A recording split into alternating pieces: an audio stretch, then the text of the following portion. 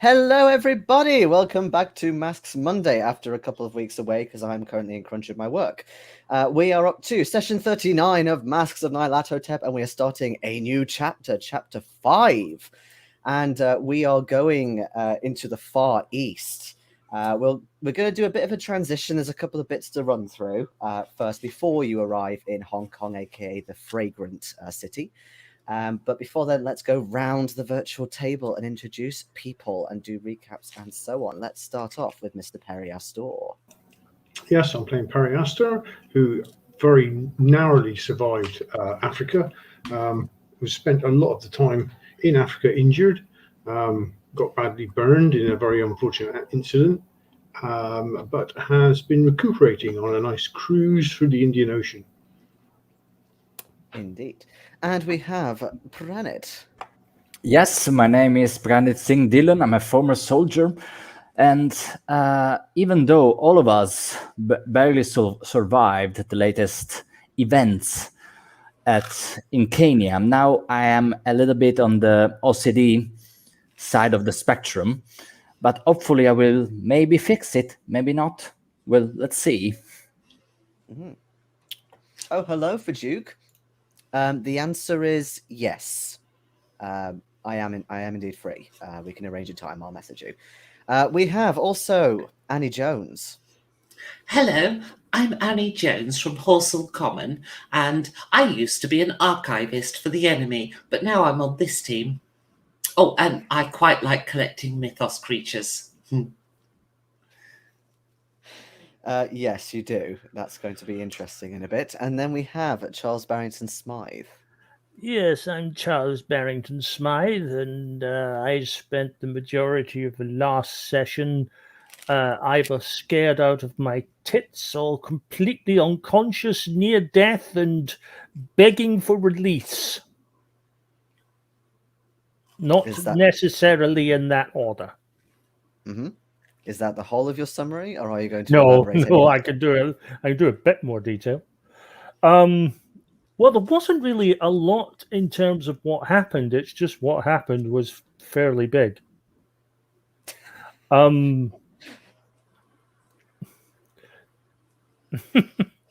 Which is? Yes. Well, we entered the session. We were still in that what you could basically call the nursery. There was the woman there who was heavily pregnant with God knows what, and Perry decided that it was very important that we were very kind and gentle and very loving and tender when he blew her brains out, which I thought was a very, very calm and considered way of dealing with the problem. So I went gibber a bit as well. Unfortunately, whatever was in her stomach decided he wasn't very happy with that and decided to come out. But because he wasn't fully formed, he didn't so much crawl out as sort of spill out, and was quickly dispatched. Meanwhile, Annie and her lizard were just running amok around the place and just causing all kinds of mayhem, killing things and guards and cultists, and basically sort of clearing the deck for us, which was wonderful. But when the little baby died, Daddy got annoyed. And suddenly, big, bad, and bloody-tongued appeared over the mountain. I probably would have lost my shit completely, but I was too gibbered by other shit to actually notice. Everyone else took a bit of a hit psychologically, and we all decided that retreat was the better part of survival. Unfortunately, I didn't actually get off the mountain in one piece because I got whacked one again. And this large, ginormous Nyarlathotep was not so much vanquished, but pushed away by the locals essentially singing a huge chant. So I've come to this. I've come to the conclusion that either the chant was some sort of ritual, some sort of magic that repelled this large creature, or more likely, he just really couldn't stand their bad singing and fucked off. I choose to go. I was Doolally at the time, so I can't actually tell whether they had the X Factor.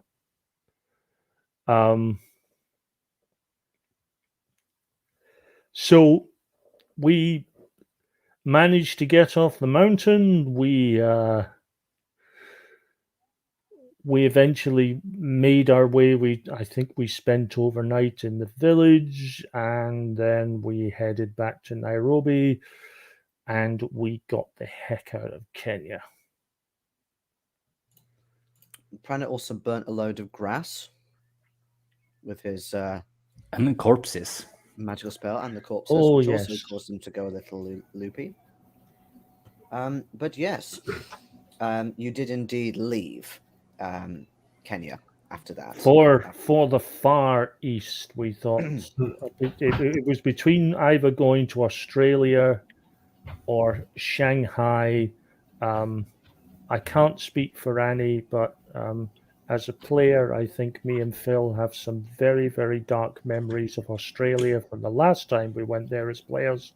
So we decided Shanghai was maybe the better place to go. Even though in terms of game period, it's like over 500 years in the future. What can I say? You don't forget something like that. If Did it's you 500 never? years, There were I'm- sites. There were sites in Australia that made seeing Nyarlathotep on that mountain seem positively. I'm sure it won't minuscule. quite go the way it did in Australia in that game, but it might get fairly close depending on sanity loss. Speaking of which, though, let me quickly get your sanity up to date. You're and your luck muted, Becky. and so on. Firstly, luck. We are moving up to D10 now for recaps. So, Do I Charles, get a D10? well, you just gave a recap, didn't you, you silly punker? And I rolled a 10. I'm doing well tonight. That's about and of course, roll. improvement. Oh wait, no, not improvement rolls for everyone else though, because you've just done them, haven't you? As well as your skills. But normally, yes, it'd be a regular D10 as well for everyone. Luck then, Annie. What is your current luck? 43. 43. Harry, your luck. 16. 16. Pranit. 23. 23. And Charles should be quite a lot. because of that, because of the everything else in the last my upgrade and everything else, I'm at 49. We'll definitely not be rolling the group luck. Sanity as well. Annie, what is your sanity on now? 61. Dribble, dribble, dribble. That's not too bad. That's really not bad at all. That's actually pretty damn good. It's higher than I started. Perry. Well, with the improvement rolls I got at the end of the last session, I'm up to 95. What's your mythos?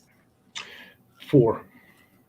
What do you mean with the improvement rolls? Well, we've got Maybe luck the rolls, rewards. not the rewards. Yeah, not Oh, I improvement rolls. see. Yeah. I was going to say, because you don't improve your sanity with the regular rolls, but that's fine. No. So what was it? 95, sorry. 95. 95. Okay. It's nice. because I don't read books. No, indeed not. Pranit? 10 points away from greatness. I'm now at 59. I thought it meant the other way for a minute. I'm like, wait, how? Okay, good. And Charles? 54. 54. Okay. I've more than doubled what I started with. Yeah. However, we still have two of you who are basically indefinitely insane. I know that you wanted to go and try and find a parapsychologist. Yes. Whilst in Hong Kong. However, before we actually arrive in Hong Kong, we're going to rewind a little bit and just do a bit of a transition because I did promise various things like newspapers and so on, and I've made the point of making them, so therefore I'm going to show them.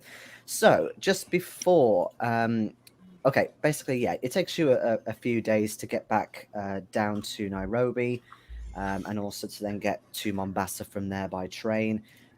Yes, there is the whole thing of, you say that you're going to be going up to Northwest Africa and kind of spread that rumor a little bit.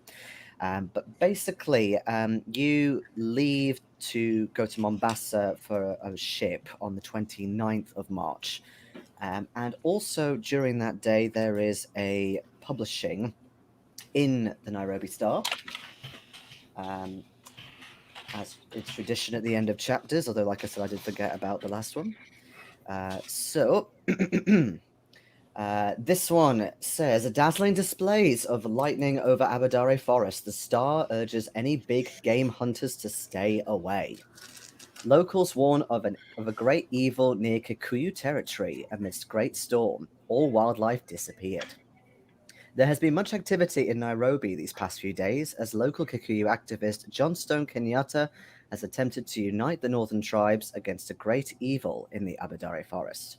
Kikuyus tell of a black wind making its way down Mount Satima, a mountain often known for its treacherous and unnatural-looking ground, destroying everything in its path.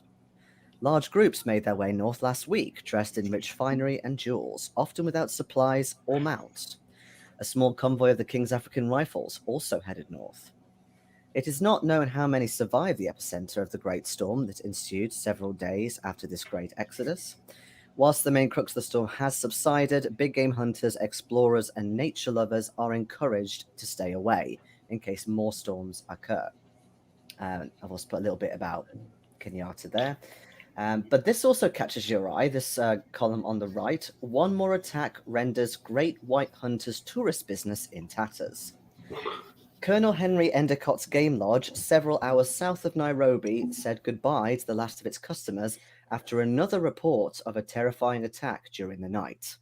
3 members of the family are currently recovering in hospital, with their youngest son still missing. A local who wishes to remain anonymous told the Star of humans made of sand rising from the ground at night, who began climbing the lodge's viewing platform up to where the White family slept.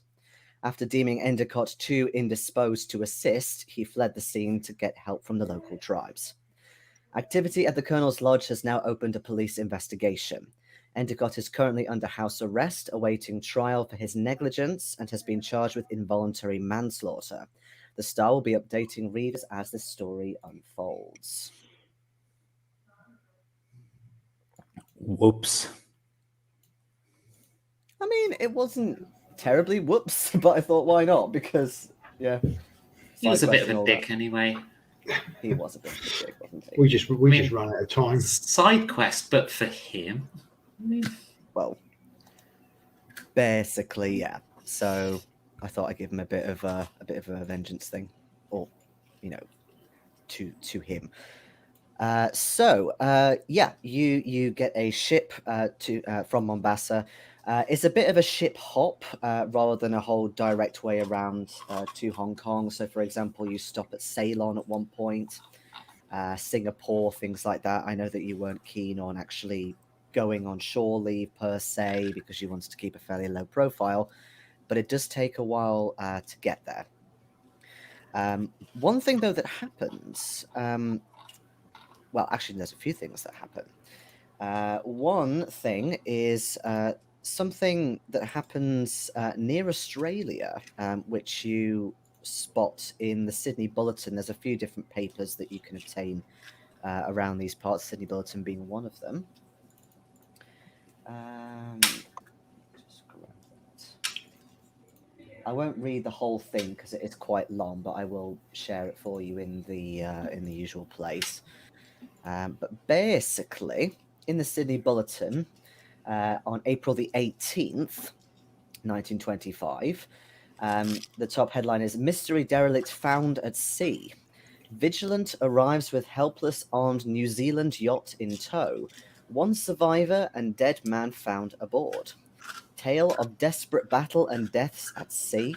Rescued seaman refuses particulars of strange experience. Odd idol found in his possession. inquiry to follow.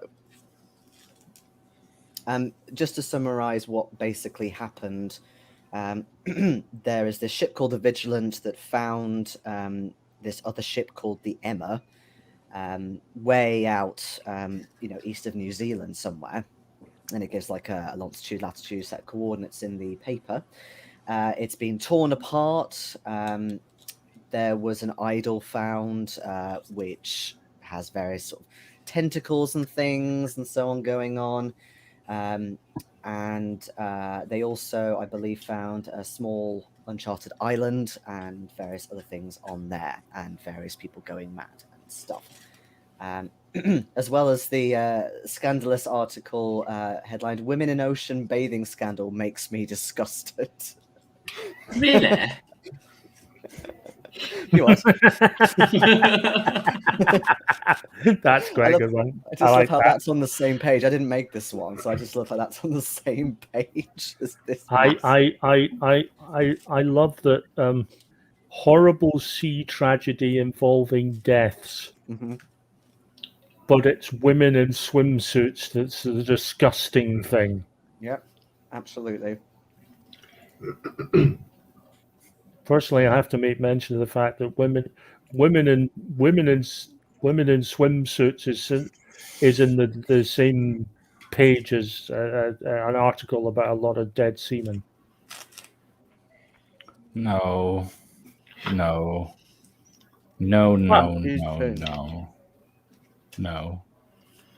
don't.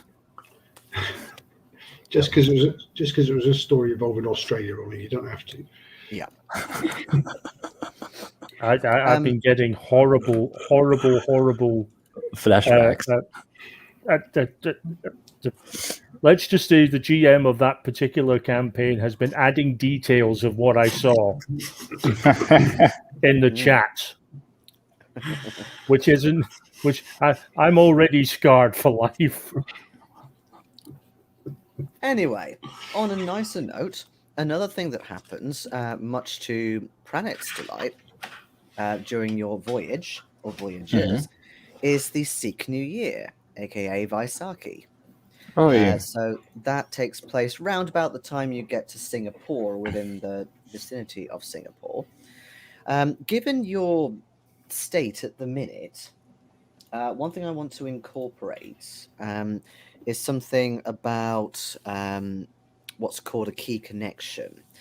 And basically when that comes up, or if you use a key connection, then it gives you a little bit of a boon. It can help you recover from indefinite insanity, give you a bit more sanity points back and things. I've never seen it used before, but it is apparently in the rules. But also, is there anything, before we kind of deal with that with everyone, is there anything in particular that you would like to do during this very special time of year for you? Obviously, you're on a ship, so you can't do that much. But is there anything in particular that you do? Well, to be fair, as a player, I'm not that familiar with what kind of celebration are undertaken in this Sikh New Year. But of course, I'll be delighted if my friends would like to partake in a little bit of the ceremony. Maybe join me in meditation and such, given the fact that I don't drink alcohol, I don't eat any kind of meat. So, and maybe introduce them to some sort of elements of the Sikh and the Punjabi faith. I'm quite happy to do a bit of meditation, dear boy. Yes, that seems entirely in keeping. Yeah, of course, I keep counting on my pocket, on my ceremonial knife while I'm proposing this. Just keep tapping it. Mm-hmm. Cool. Yeah. Okay. Parry's very happy to take part in that. Yeah. I'm kind of reading a book at the moment. There is a bit of reading to do. I can't remember if you wanted to read anything on the boat, actually, but we can come to that in a bit. But yeah, basically, a couple of things that I've never really done before. There's an option to basically get a little bit of sanity points back anyway through self-help. rather than say going to do psychotherapy and things.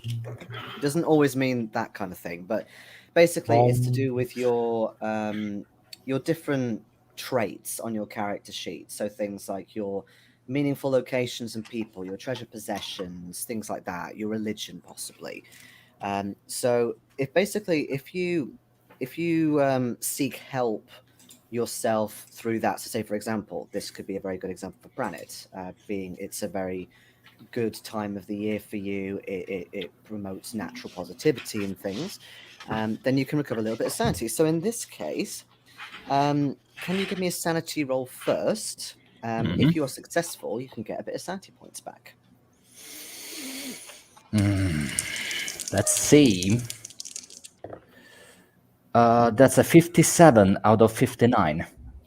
Ooh, good for you. You can gain back 1 sanity point. Wow. I rolled a d6, so I'm terribly sorry. But yeah, anything on anyone's sheet, as long as it's in downtime, aka you're not like running away from somebody at the time, then you can do things like that. But yeah, in terms of things like key connections, so there's a thing about these key connections in that you take one of your things on your sheet. So again, treasure possession or a meaningful person or something like that. Mark it with an asterisk, underline it, whatever you want to do, but choose one of those things and it becomes your key connection. So with your key connection, it's not permanent. It can be taken away from you, presumably by me rather than somebody else. Basically, if you choose to use that at any point, so say for example, I know Pranit goes off to meditate when he's in a bit of a state, for example, then you can basically get a bonus die for this self-help section, if you will. So in other words, if you pass your sanity roll, then you still get the d6 back, but you get that bonus die. The problem is if you fail, like with regular self-help, then you lose a sanity point, which if you're indefinitely insane, that can be pretty bad. So it gives you just a little bit more, I guess, advantage to that. But also, you basically get cured of any indefinite insanity with this key connection as well. But like I said, it's not something, it sounds potentially overpowered, but again, it can be changed, it can be taken away from you, especially, if stuff unfolds that's either horrible physically for you or mentally, it can change. But yes, I thought that'd be quite nice to do, especially because you all as investigators have got some mythos by now, so therefore you have been changed a bit.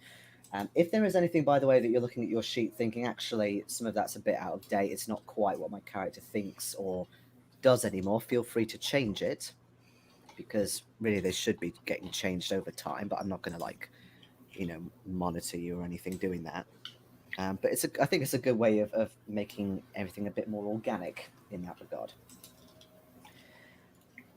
But anyway, another thing which I was wondering about was, given who is with you, Annie, on this ship, and she's kind of confined to her cage, presumably, it's going to be more difficult getting her food. Not impossible, but of course you're not in savannah. Yeah, I was going to say, before going across water, I was thinking maybe I should get basically a box of food for her. Okay. Because precautions. it would make sense. You just don't get insects at sea particularly. No, the only thing I could personally think of was maybe sneaking round the back of the kitchen and getting some flies from any meat that they've got rid of or something like that, but it's a bit icky, so... You just don't... Yeah, but the insects don't really make their way out there particularly, do they? They tend to get blown up at high altitude. Very true. Okay. No worries. Okay, well, the voyage in total, with the stops, it lasts just over 3 weeks to get to Hong Kong. When you arrive, basically, I'll show you or rather give you a map in a second. But Hong Kong is kind of made up of two areas. There's the main Hong Kong island, and then there's also a mainland part, which is known as the New Territory, called Kowloon. But part of that is still under technical British rule, and therefore technically part of Hong Kong to a degree. It's a bit grey area, things like that. But when you arrive, you get into this bay, which is aptly known as Victoria Bay. Very, very British. I'm just going to get up a map of my own as well. I'll put this in the Facebook chat actually for ease. So you can have a look. It is a little bit out of date. It's 1900s, but it's the most complete map I could find that was easy enough to read. Because some of them are just horrendously bad to read because they've got so many different little details in. But there you go. So yeah, Victoria Bay is a big part of the northern coast of Hong Kong Island. As you can probably imagine, it's a very British area on this side, which indeed it is. Lots of English street names and things like that. Lots of clientele in the hotels and so on of a very white nature. Just as a disclaimer, by the way, in terms of things like language and Chinese and so on. So during the 1920s, they used kind of a Roman writing-ified way of saying the names of places called the Wade-Giles spelling, which we are going to be using to avoid any confusion because basically all the maps have the Wade-Giles ones on, rather than the actual what they're called now. So say, for example, we have Beijing now, capital of China. Back then it was called Peking. So it's a little bit different. It's supposed to kind of Englishify the names. In terms of the actual language spoken, though, in Hong Kong, it is either going to be British, of course, because again, British occupied, or it's going to be Cantonese,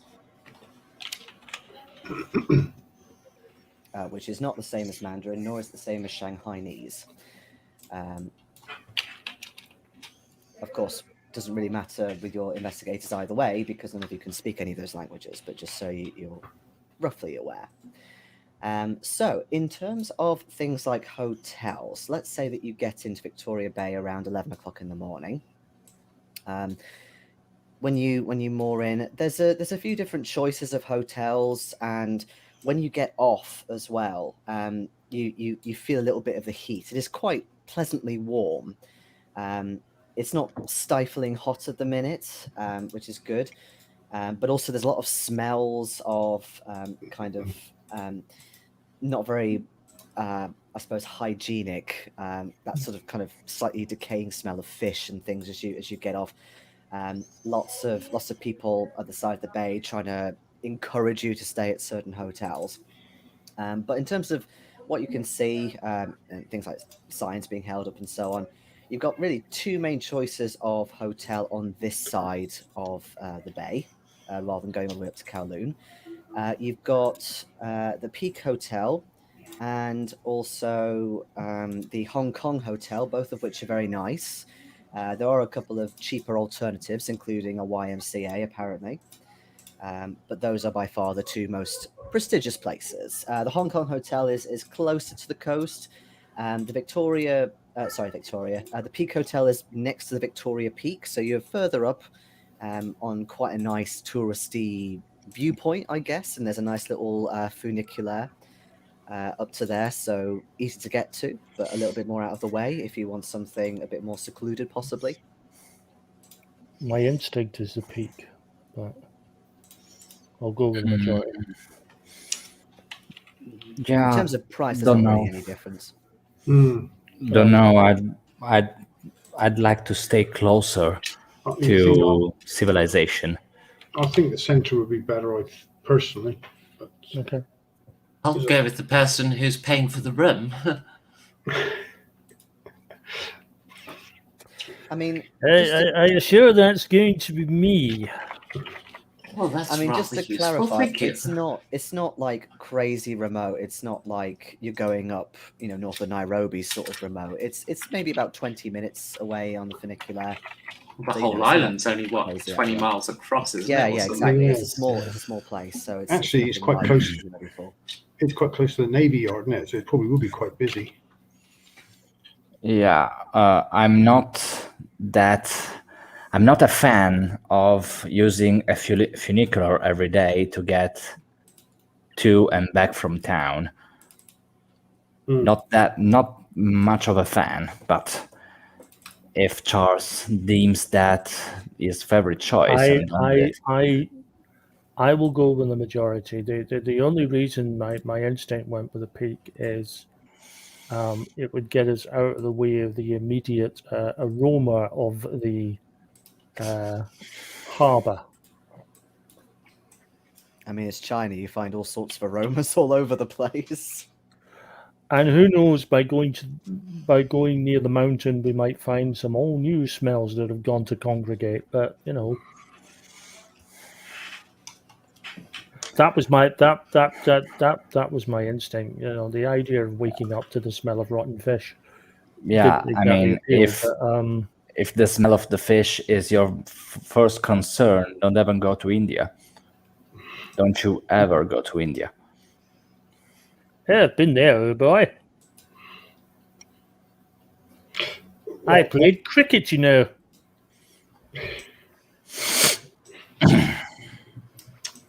I'm easy. I would prefer it more in the town, but I don't mind. You're right, pick it is, since no one is deciding. Peak Hotel. Okay. Mhm. No worries. Again, it's not like crazy far away, so it's not a major issue getting the funicular, and it's fairly regular as well. And of course, it's not like actual Britain where the trains don't run on time. It is fairly punctual. So, yeah, you get up there. It is very nice. There are it's a bit dilapidated in places, you realize when you get up there, but you're taken to a nice part of it, and people can obviously see that at least two of you are British, so therefore you are given decent rooms and so on. Right, just need to get something up quickly. does it have obviously this is more a case of what rooms does it have. Does it have the kind of one big stateroom, or is it going to be individual rooms again? I've got a fairly small picture here, and looking at it, it's probably going to be individual rooms. It's Okay. very kind of tiered. Yeah, make up sure we're there. all on the same floor though. Oh yeah, that's easy. Like the floor spreads quite a long way, so that's fine. But yeah, there's not really a big penthouse atop of it or anything. Which floor do we want? Do we want the ground floor where the bastards can get us easily?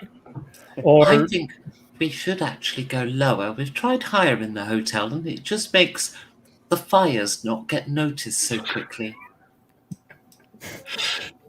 First floor. there's a certain logic to that. I don't particularly want to do the ground floor though. I don't want to give the bastards the ability to come through the window. I think it's bad enough when they try and come through the door. Oh, first floor then. Okay, not a problem. All right, coolio. So yeah, you get some rooms sorted and so on with reception, and when you arrive, I mean, what is it really that you want to tackle first? Because again, there are a few of you who could do with some psychological help, but then of course Yeah, there are some pressing needs. that's my focus. Yeah, mine too. Okay. Sorry for being a little bit selfish. Not being selfish at all. If we're incapable of actually helping the next time something dark comes down, then we're two people out of the four of us. It puts the other two in danger. I mean, not that I'm any bloody use anyway when it comes to combat, but at least I'd like a sporting chance to go nuts first. Oh, so the one punch, one kill. One punch man. How do we stand with wounds and healing? Or you can, Wounds wise, I took all the major wounds off last Yeah. time. Okay. I believe at least most of you, it naturally went away due to decent con rolls. I don't think anyone else was suffering or anything. You were all fine after that. No, I'm fine, full HP. Okay. Yeah. I mean, you were full HP anyway, but there was the major wound thing. But yeah, you got rid of it. Okay, so in terms of getting a parapsychologist, how do you intend to do that? Are you going to try and go through a phone book, ask reception, go into town? Reception would probably have some. Yeah. Same. I'd rather ask reception first. Okay, fair enough. Okay, so you go to reception. Joe-san, good morning, gentlemen, lady. What can I do for you? Yes. Recent events prior to our travel here have left us a little fraught. We were hoping to find the services of a good psychoanalyst. It takes you a little bit more kind of rephrasing for him to actually understand what you mean. I want to shrink. But he says, right, okay. Yes, there are two. There is a asylum. There is a nursing home. Good doctors in the town. You wanting British, Chinese? Well, as long as they can understand me and I them, I'm not too bothered about. British. Yeah, British might be better. I was going to say we could, if we really want to go for the best, we ask for someone who's Swiss, but Just because of the language barrier rather than anything. well, that's true. He does say that he might be able to find someone who could speak both languages.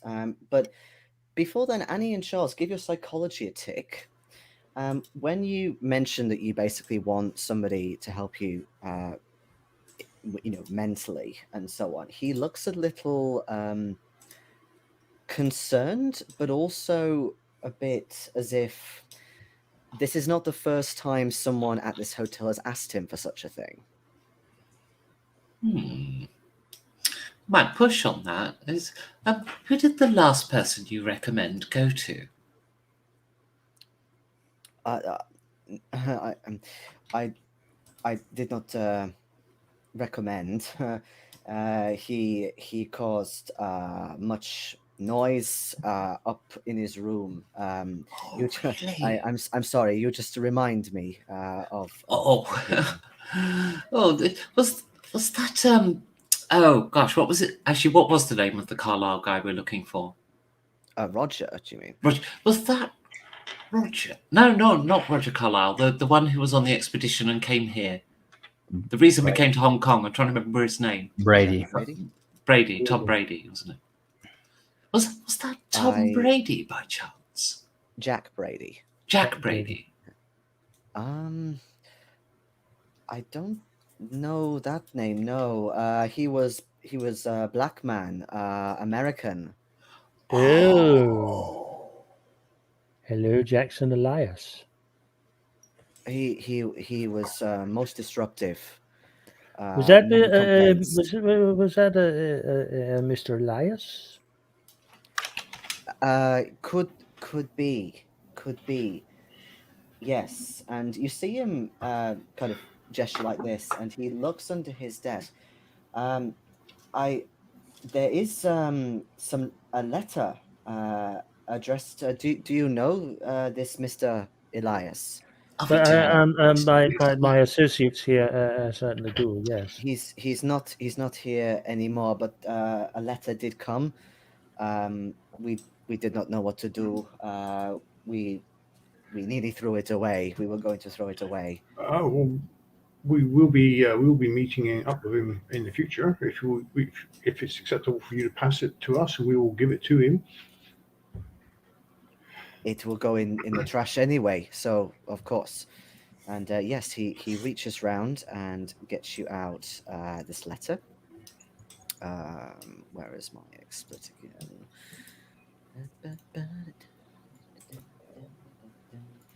Bit of elevator music.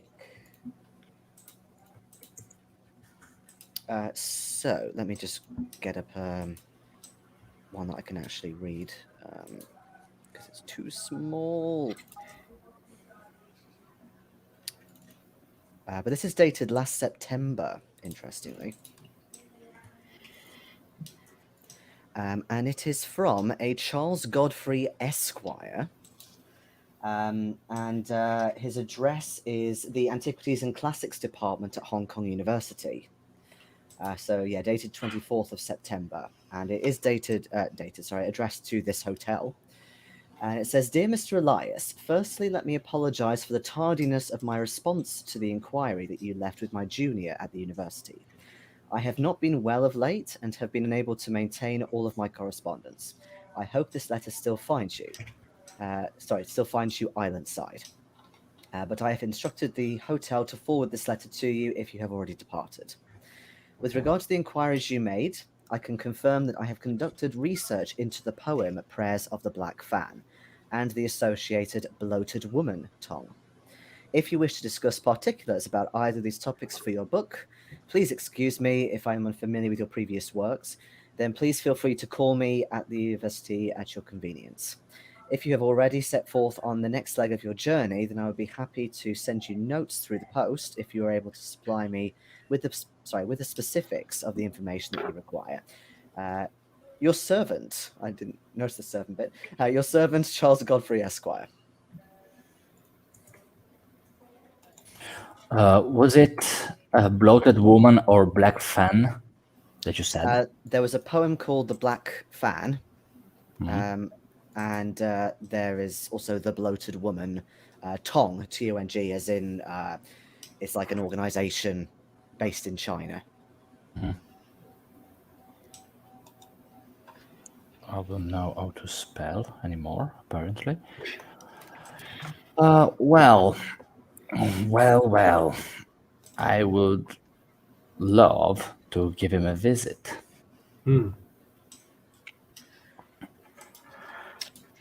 So that, of course, if he found something else, we can refer to Jackson.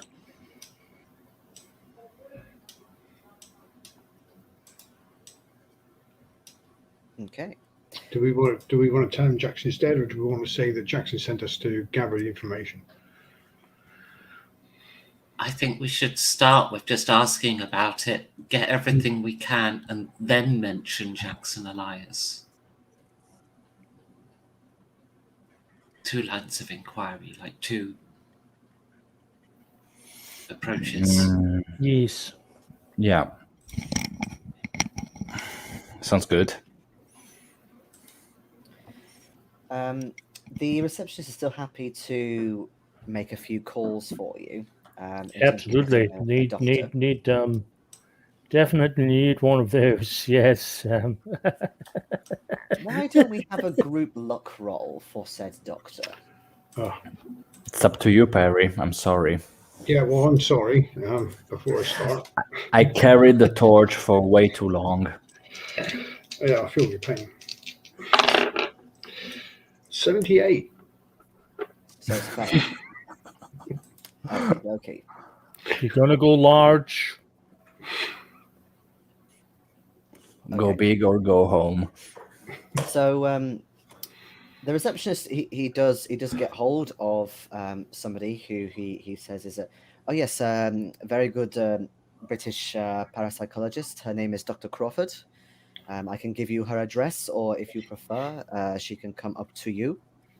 Although she does charge extra for that. Hang on. Which game had a Dr. Crawford? Was it this one? No. Okay. It's a relief.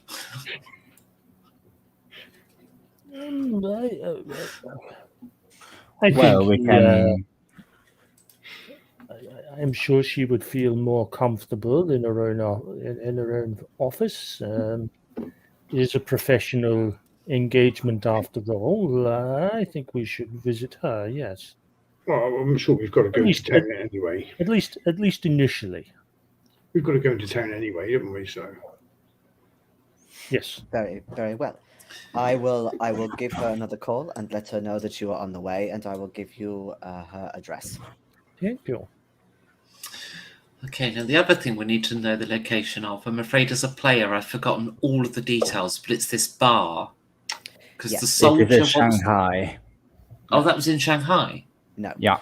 There's No, two it bars. was here. There's two bars. The one you're there's thinking two of is bars. called the Stumbling Tiger Bar. That's in Shanghai. Oh, I missed The one then. Yellow Lily Bar is the one that Nail spotted Brady in, and possibly Yeah. Carlyle. the That other is in one's the one, Causeway Bay. the other one is the one we got the matchbook for from That's Gavigan's place. No. From Was it? Jackson's hotel room, Jackson's way back in hotel room. America. Right, In fact, none of you were there at the time. I wasn't there. That's why I forgot. I didn't know. No one was. Causeway Bay, if you see on the map, it's basically further around the north coast Yeah. from Yeah. Victoria. So you can see Causeway Bay, past the Yeah. Royal Naval Yard, etc.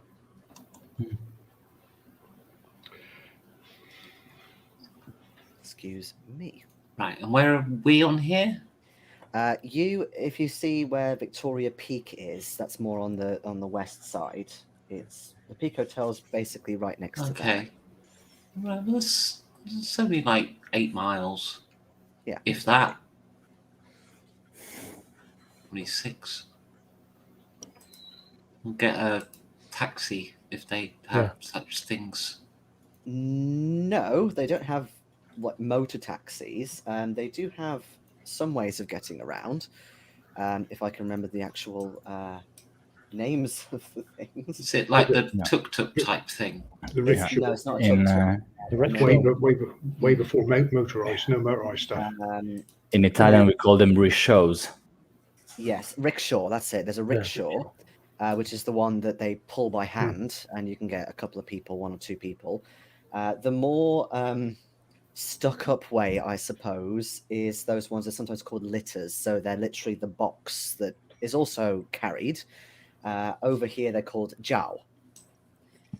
Both are readily available in the town, but there's no motor cabs. There are things like trams, It buses, depends and what- bicycles. Mr. Barrington-Smythe's going to pay for, really, doesn't it? I mean, it's all very affordable. It's just not very fast. Yeah, Mr. Barrington-Smythe is going to have to stick his hand in his wallet, I think, a lot. Well, we do have some resources of our own. We do. Do but, we?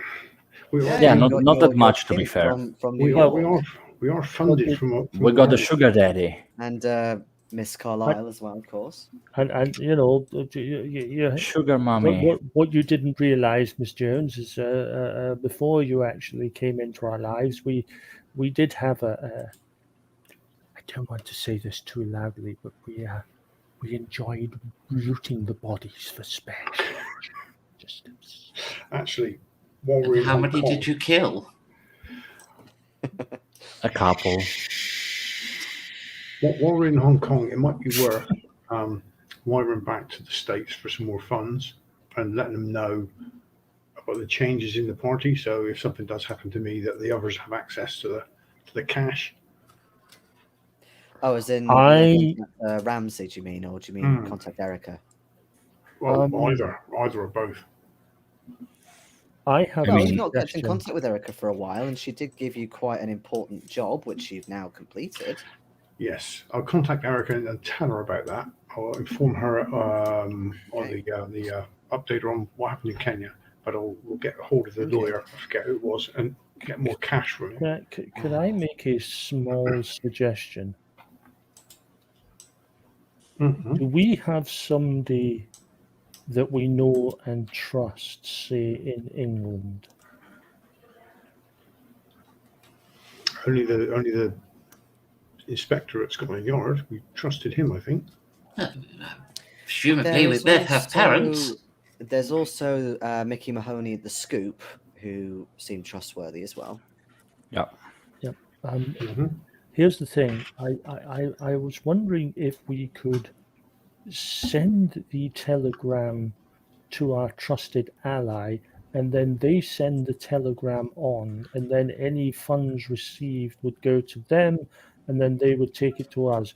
I worry about these bastards finding out we're here. If we use a middleman, they're going to think we're back in London. And go after him. Hmm. I cannot condone that. The only thing being as well is if it's a bit slow, we might be gone before it gets here. Yeah. First of There's all, that, it's slow. Second of all, if the cultists just stop at the middleman, who were also involved in our activities back in London, it's like putting them into an unnecessary danger, other than the ones they already been through.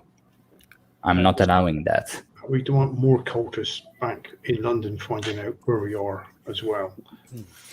Yes, I'm going to side with the man that keeps tapping his sword.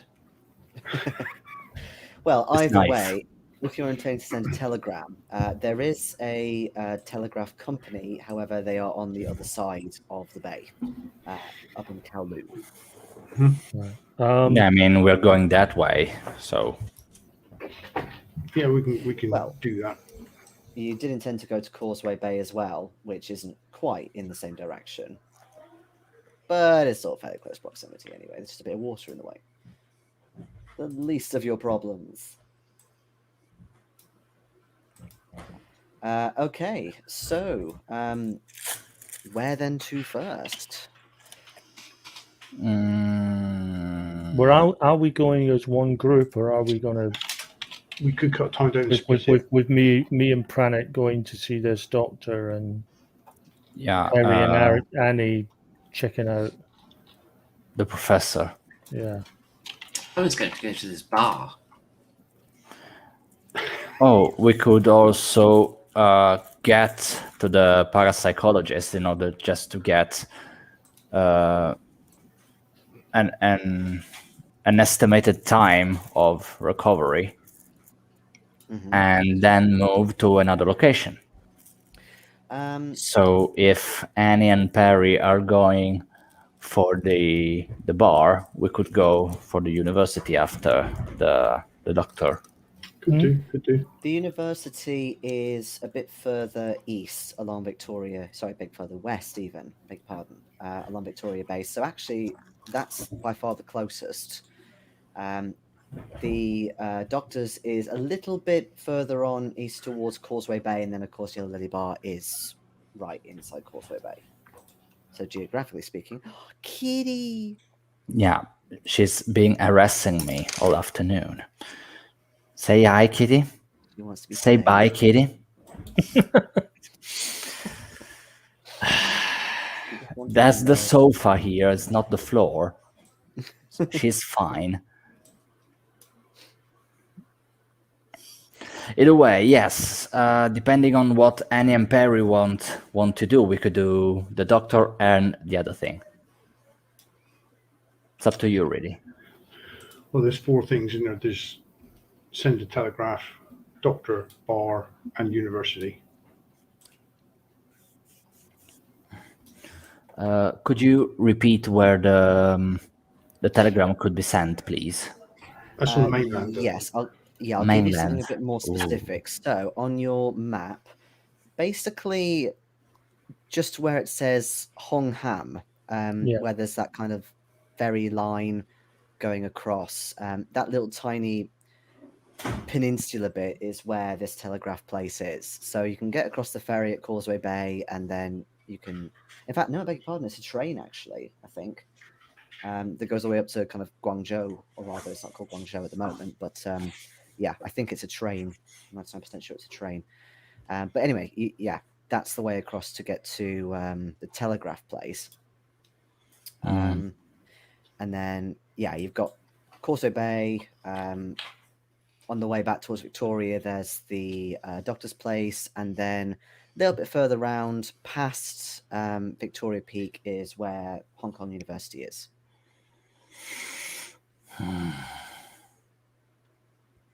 Well, it's up to you guys. I'm up to anything.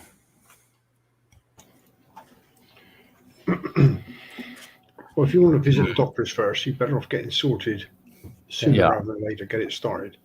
We can go to Also, the I spa. do actually believe that as a researcher slash archivist, maybe Zani is more suited for the university part rather than me who know nothing. Maybe. We could do the bar first. If they go to the doctors, what do you think? Yeah, okay. So you're going to the university and the bar then? Well, We at could least do the that. bar first. Bar first. Bar Bar first. first. Alright. I mean, we're in Hong Kong for several days, so, we don't have to rush and do everything on day one. But All right. yes, I'm going to the bar, and then I'm going to go to the university. Okay. Coolio. Well, let's deal with the patients first, shall we say? So, yeah, the both of you find this address fairly easily. It's in quite a long array of British shops and services and so on, so easy to spot. It's a private place, just seemingly run by this one doctor. Although she does have some assistance by the looks of it as you go in.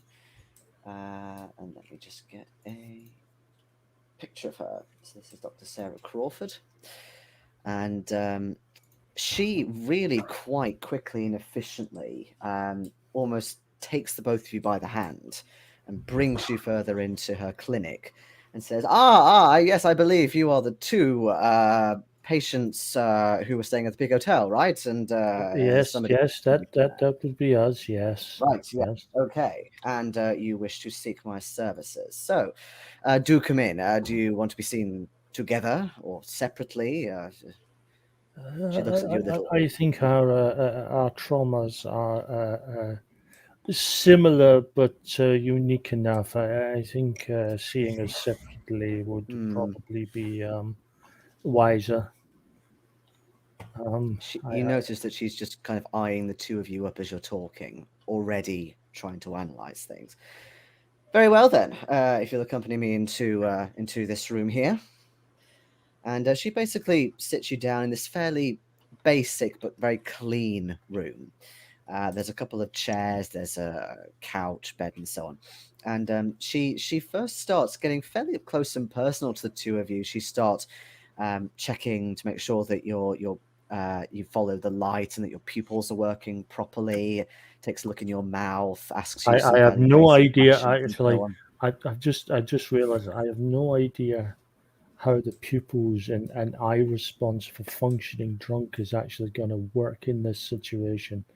I might come across as someone slightly off time. From my basic knowledge, I believe it's at least it's less responsive, or it's a lot slower. Yeah.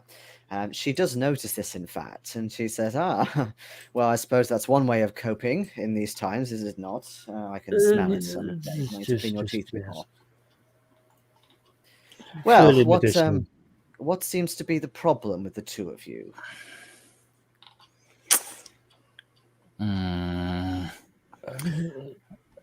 We could say that, if you mind me not going that into detail with the very state of things, we saw stuff that took a toll on us. You saw stuff. What sort of stuff? I am very worried now that that the answer to that question is now loaded. If we don't say anything, we're going to look like a couple of frauds. If we do say anything, we could very well find ourselves staying in Hong Kong a hell of a lot longer than we intended. I understand that you may be very hesitant to disclose such things to me, but I am a doctor. That's the very problem. Perhaps, do you actually say that to her? Yeah, meaning that it's beyond science. It's beyond faith, beyond the natural world. So given you are a woman of science, as I am a man of faith, you may have trouble interpreting as and seeing as true what we're going to tell you. We have seen I didn't mean that as an insult, of course. I don't take such things personally, don't worry. horrible things. But you can see that she's obviously writing all this down on a clipboard. It's Yeah. so terrible. Terrible. I keep twitching my leg while tapping on the knife. Yeah, because that's not worrying me. No.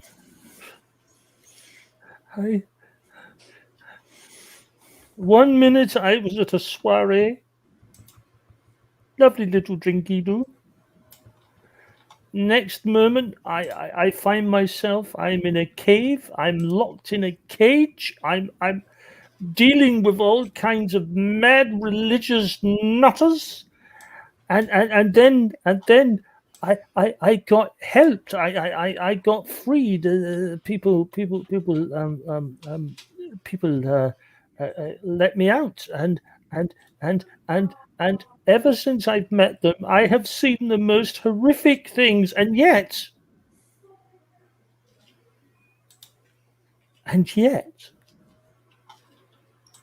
I had a very fragile mind when I first met them, and for all the horrors that I have seen, my mind has eased somewhat, and yet I am horrified at that very notion. It's too much. Big tongues and heads and people dying and watery fetuses is just not good. Oh, that's very specific. Watery fetuses. Do you have a wife, sir? Thank goodness for that. No, I've been put off the act of mating for life. I just Do you have a do you have an issue with your relationship with your mother?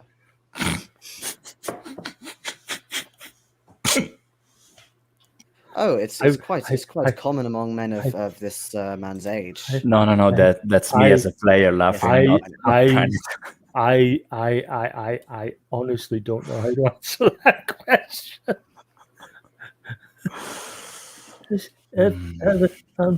My mother died when I was very young. My father raised me. I see. And she asks you again a few fairly personal but also basic questions, like what were you doing before you came here, just in a kind of like any jobs, where you're based and things like that. And after sort of an hour or so of this kind of grueling trying to disclose, but also maybe not trying to disclose, depending on how much you give her, she always seems to kind of spin it in a very kind of she's got a bit of a wall about her,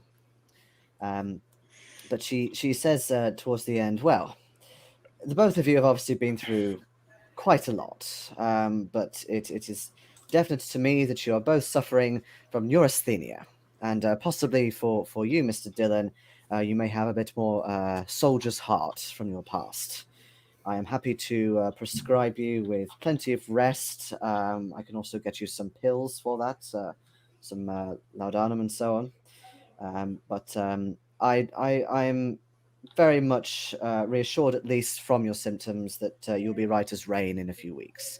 You just need to put the brakes on, shall we say. Give yourself a bit of a rest. No, there's no resting. There's no resting at all. There's just ever constant, ever coming. Just. Well, this is part of the symptoms of neurasthenia. It is very much chiefly associated with emotional disturbance.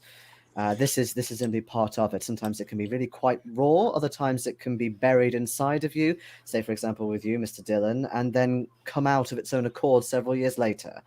I have seen other people like you before, so do not worry. It is perfectly, well, maybe not normal, but it's quite common. And I am more than happy to cure you.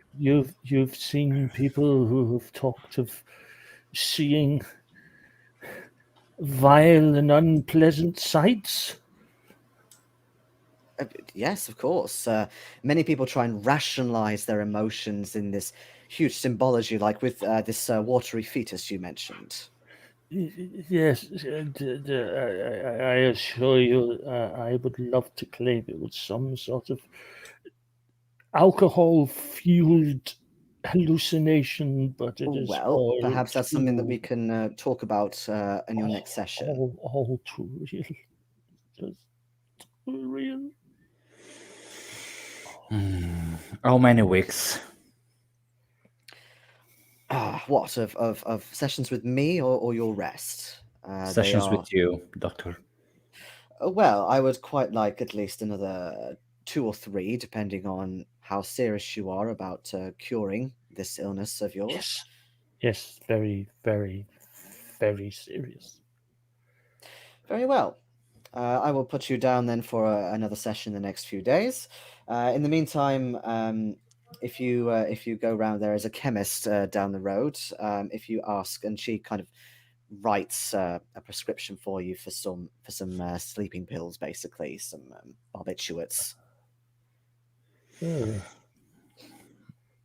Thank you very much, Doctor. Can I ask a question, Doctor? And Of course you can, Mrs. Smythe, Barrington-Smythe. These pills, drafts, whatever they end up being. I assume they're not something that one should take with large quantities of alcohol. Well, you are an adult, Mr. Barrington-Smythe. I cannot stop you in that regard, and you obviously rely on that as a big crutch in your life. It will simply knock you out even more. However, if you take too much alcohol, then it is possible that you can regurgitate up the pills, which we do not want. Okay. Thank you very, very much. Thank you. Thank you very much. Thank you. And head on out. As I head out, I sort of, as we're sort of heading away, I turn to Pranit and say, once we're out of her earshot. Yeah. Obviously, you pay their fee as well yeah. for her services and things. She mentioned she'd dealt with people with similar situations to ourselves. I do not deem that possible. Also, if she actually dealt with Jackson, unless it was that Jackson. was because that's what I was thinking. She's not disclosing that with us. No, but she does take careful notes. The two of you can make me a no roll if you want. She may have notes of him. No roll. Yeah, we're not breaking into to read anything personal about Jackson. That's an hard pass for me. Okay. Yeah, I am clearly still thinking about the barbiturates. Okay, cool. And that kind of makes sense because Pranit's had some first aid skills or experience, and also, of course, she'd been in the war. The soldier's heart thing, for one thing, lots and lots of soldiers are being diagnosed with this. It's basically what we now refer to as PTSD or shell shock in between.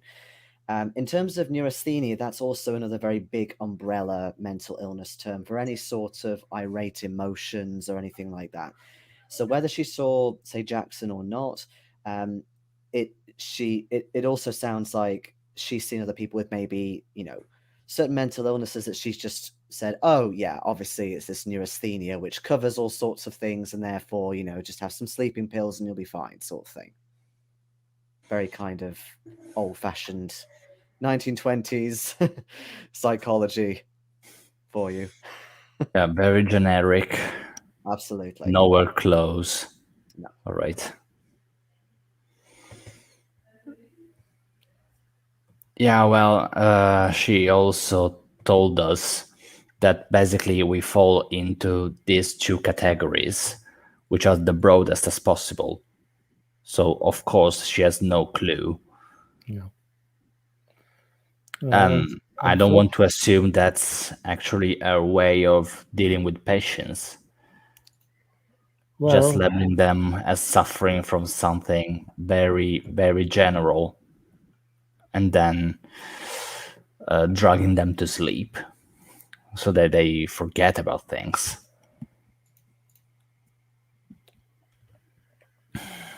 Unfortunately, I doubt we're going to be in Hong Kong long enough for us to do our due diligence and find the very best. Yeah, same. Well, we could stay for the other meeting, and then we'll see from there. Yeah. Oh, she's given you the next appointment on Tuesday, by the way. Yeah, what day is it? Today is Friday. Friday the 24th of That's April. fine. We will deal with that when it comes around. We'll What time is the appointment? Similar sort of time, so midday, let's say. Okay. So I can't have a big sleep in on the Monday night. Okay. Note to self. Well, I mean, it may have sounded like a goofy question, but whatever's happening on the Monday night might very well impact on what happens on the Tuesday, and I don't want to miss the appointment, because either she's a decent therapist and she's only putting us in broad categories because we're deliberately not telling her everything, or she's really bad at her job. But we're not going to know either way. We're not going to know either way until we, at least have another session. For the 1920s, that's what they often diagnose people with. It's obviously very different from nowadays. Yeah. So, in terms of your characters, there's nothing really that can deduce that she's bad or incompetent at her job. Obviously, she's not diagnosing you correctly because of stuff that you've seen, / experience, and so on. But anyway, as you mull over that, let's head back to our other two, which are very conveniently on the other side of the screen. I've just noticed since everything's swapped around. Okay, so you head on over to Causeway Bay. I guess walk along the coast. It's fairly easy to do. It takes a little bit of time for you to find the Yellow Lily Bar. It's sort of tucked in away a little bit away from the main docks. Excuse me, but you do find it. There are a good few people in here, mostly sailors at this point, at this time of the day, who you think may have come in early this morning, something like that, and they're having a drink. Yeah, quite a diverse range of clientele, actually. White, Asian, Indian, and so on. Lots and lots of travelers and so on coming through here. Okay. Well, I don't want to go to asking the staff just yet, because I have a horrible suspicion that any institution Carlyle drank at was in the thrall of the cult. So instead, I'm going to look. I'm not interested in the sailors because they're transient. I'm looking to see if there's a customer, like a regular, like the kind of person that comes in here, like Charles would if he hadn't taken up adventuring with us. Okay. Give me a luck roll, the two of you, or group luck roll. Oh, who's got the God, highest? Phil. 60. Okay. Why did I go out with you? You see a couple. You see a couple of Chinese guys sitting having a beer. They're certainly not dressed like sailors, so they might be local or at least fairly regular. But apart from that, it's hard to tell, and they're speaking in Cantonese, so it's obviously difficult to tell what they're talking about or anything. Okay, I'll go up to them and say, "Ni hao, do you speak English?" Oh, they look a little hesitant. It's okay. Now I'm going to show them a picture of the Carlyle Expedition, and I'll point to Brady. Yeah. And then sort of point to point to him. Like, have you seen him? Have you seen him? This man. They sort of get what you're saying. They look at it, and they're trying to. It's quite sort of dim light in here, so they're sort of trying to see it properly. The eyes squint a little bit.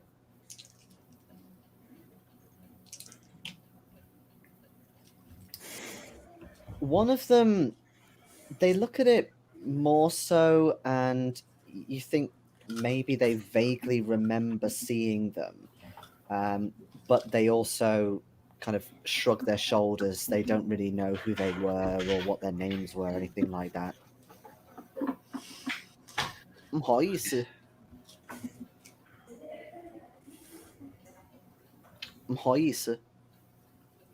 I speak 3 languages: English, Kikuyu, and bad English. English. And again, they kind of look at each other awkwardly. Never mind. Thank you. Right, the photo. I guess we'll have to try the staff. See, worries me. Bye. Thank you. That's unfortunate. But staff might be the only people left who can actually talk to. Yeah, because I mean, Nails did say that there were sailors in the bar. I mean, on the off chance that the sailor happens to be on a regular route, maybe. But the chances of finding them is incredible, isn't it? We'd better off talking to the staff. It's just I just have this horrible feeling with this cult. You know what they're like. Right. Here we go. If I'm not back from the bar in 2 minutes, take who out of the cage? Will you listen to me? She's actually who has been. I'm assuming that she was with you, but she's been a little more kind of docile and a bit almost lethargic since arriving in China, kind of sleeping more, not as awake or alert. Oh no, I might have to get her back to Africa. She's further from her people. I've made a huge mistake.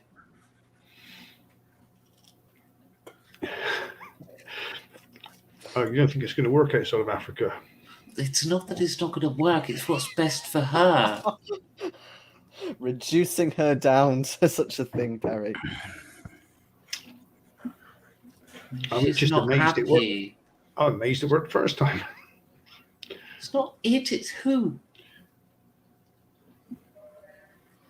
Poor thing. Right. Bar staff. Yeah.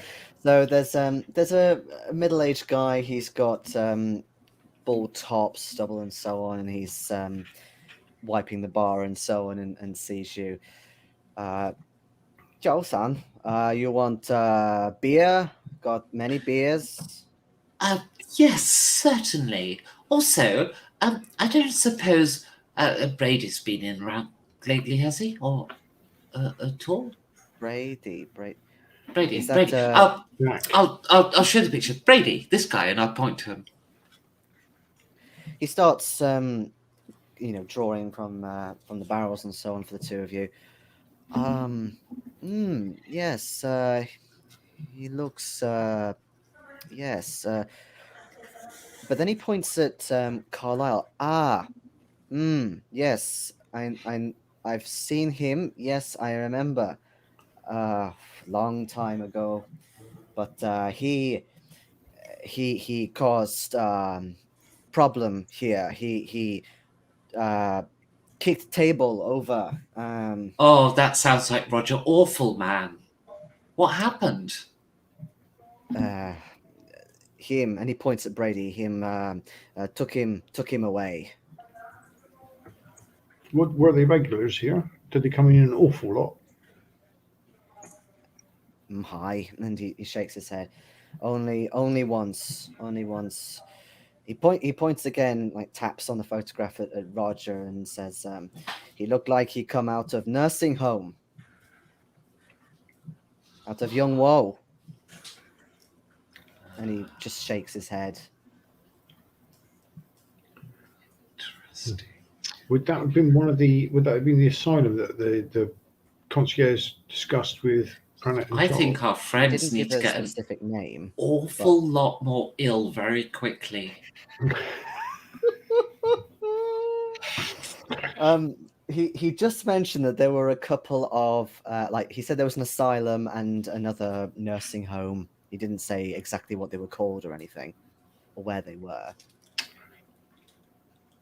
Yes, when they come back, scare them so push them over the edge.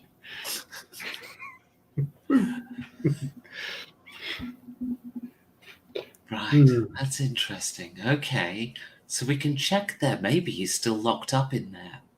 He could be. Which Brady might still be around as well. If It gives you the beers.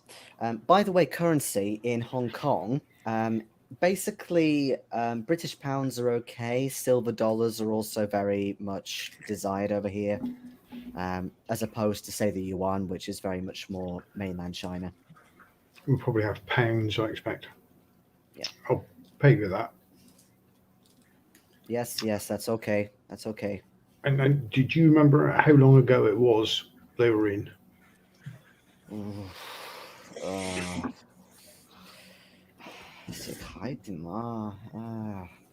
Long time ago. 1 year, 2 year, maybe more.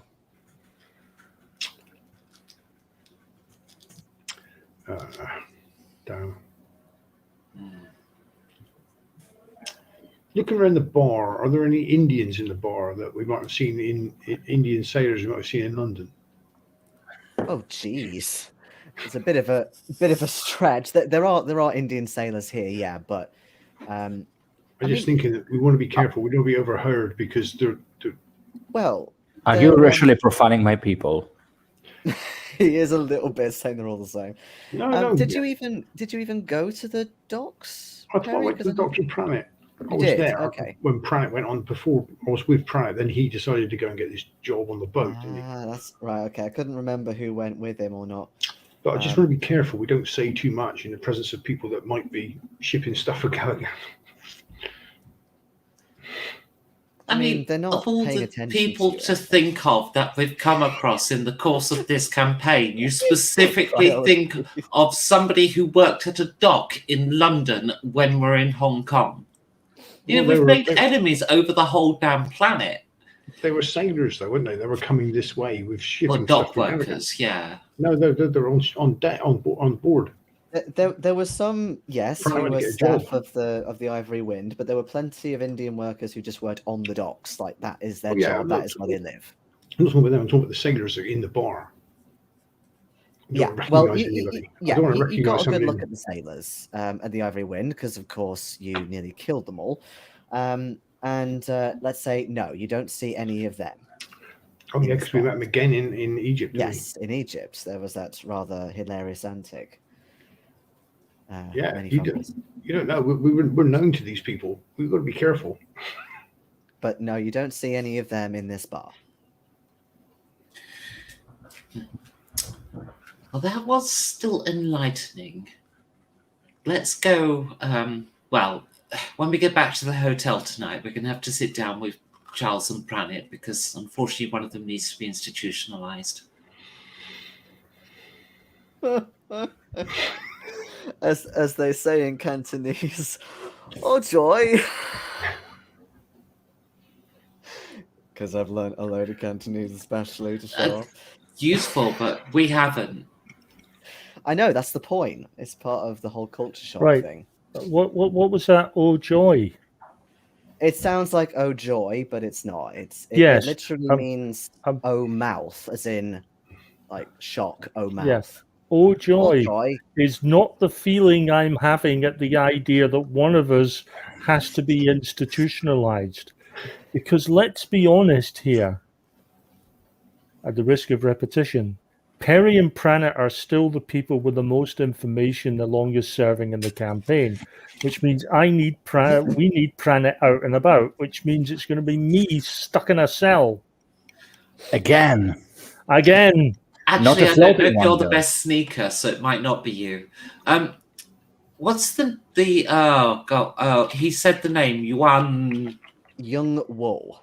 Young Wo. Young Wool Nursing Home.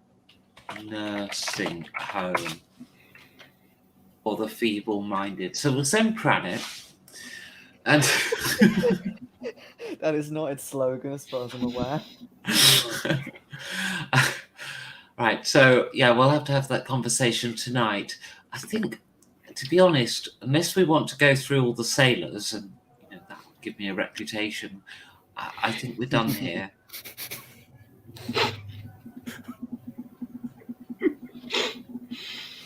Oh ho ho. Okay. Right. On that hilarious note, shall we take a little break?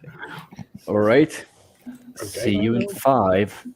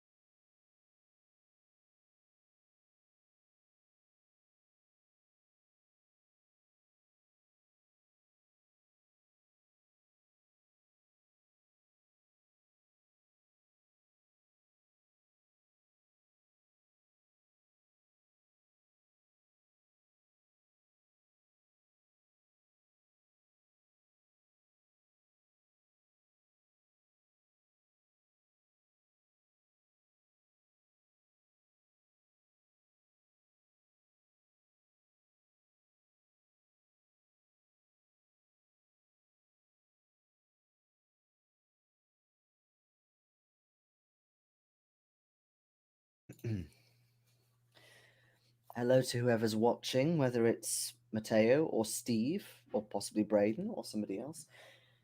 If it is Matteo, I hope your jab went well, because I believe you're having it today, or at least are going to have it in the next couple of days.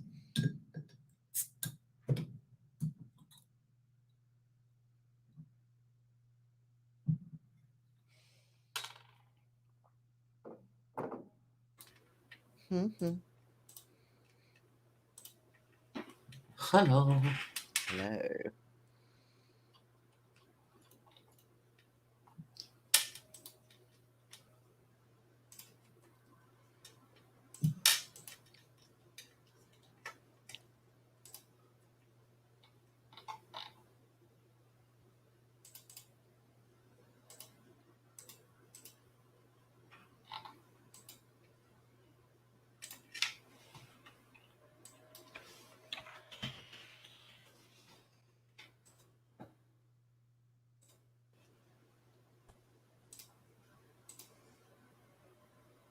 Greetings. Greetings. Is it quite warm up in Scotland today? It is. It's. I mean, I haven't. I haven't ventured much outside, but I'm sure there's been at least one guy running around without his t-shirt on. Oh, hello. Oh, only a light rain. It doesn't take much up here for t-shirts off. It's bloody stupid.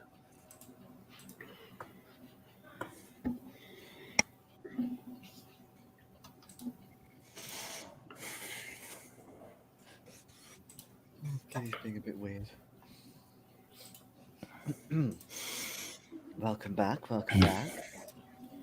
Well, thank you. You're welcome.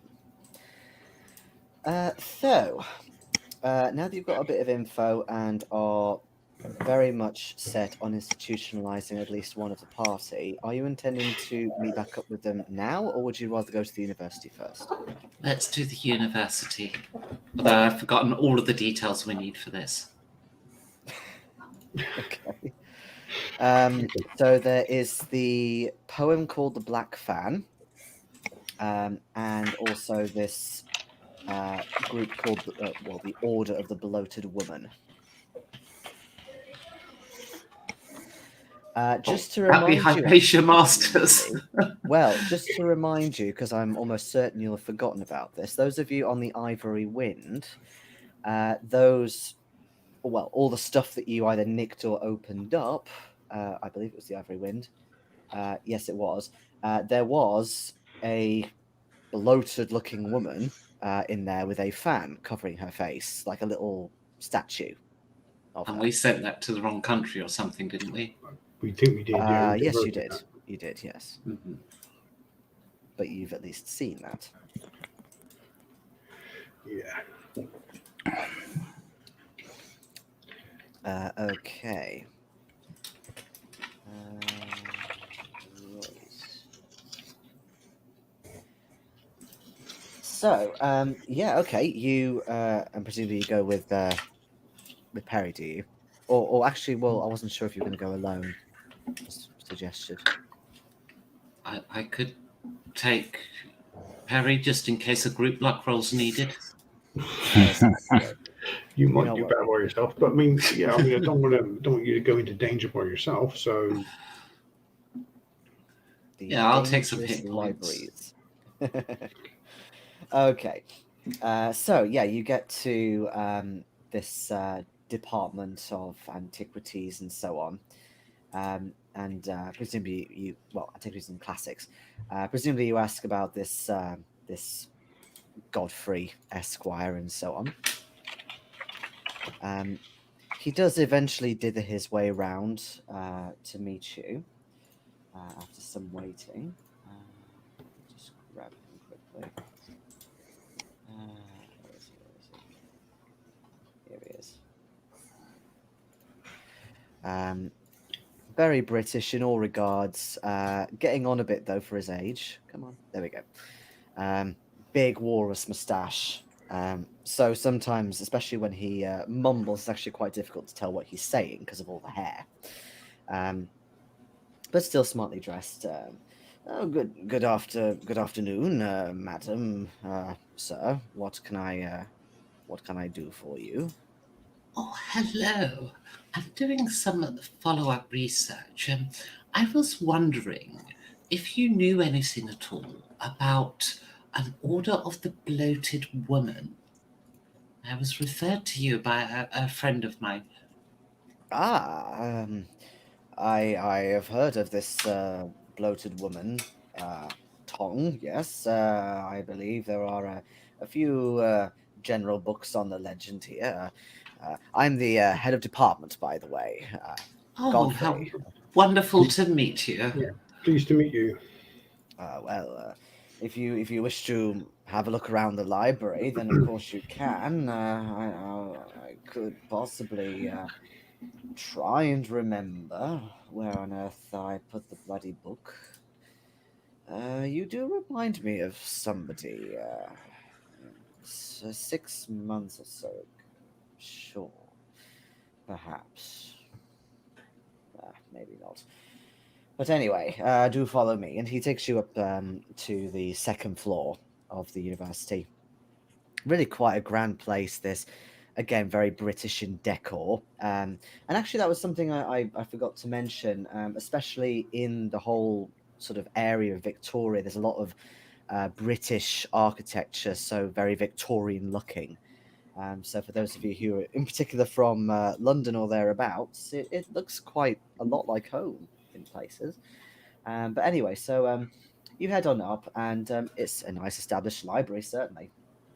And he starts rambling and dithering about all sorts of things to you. He talks a little bit about this bloated woman, but really nothing more than he says, well, it was an old, almost a legend of sorts. There were small groups near here that took part in various debaucheries and activities, but that all fizzled out really and became extinct all the way back in the 18th century and beyond. I don't really know what you want to find about it, but I suppose I could show you a few things. How about the Black Fan poem? Yes. Yes, it is a poem supposedly dedicated to this bloated woman. What on earth people see in her, I really don't know. But let me see if I can find that for you. And I'm just struggling to get this book down, actually. So it takes a while. He is very stuffy, academic-wise at least, and it takes a long time for him to actually get to the point and find anything worth noting. But one thing that he does show you, it's not the poem itself just yet, he finds that a bit later, but he does show you a picture of, he said, this is something that they used a lot on tattoo art. And, I believe it is on the Black Fan book as well. But he holds up, obviously it's not in book form, but he holds up this symbol to you. Which in the Chinese, I believe, I'll double check, but it basically means Black Fan goddess in literal terms, and that being the symbol for female. So there's that. In terms of this poem that he finds, it's all the way back here, isn't it?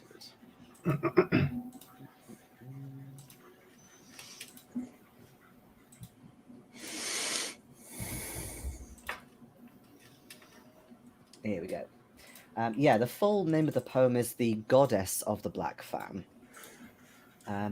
It's basically more like a concertina-shaped scroll rather than an actual book. But basically, it's attached to these black lacquered wooden panels.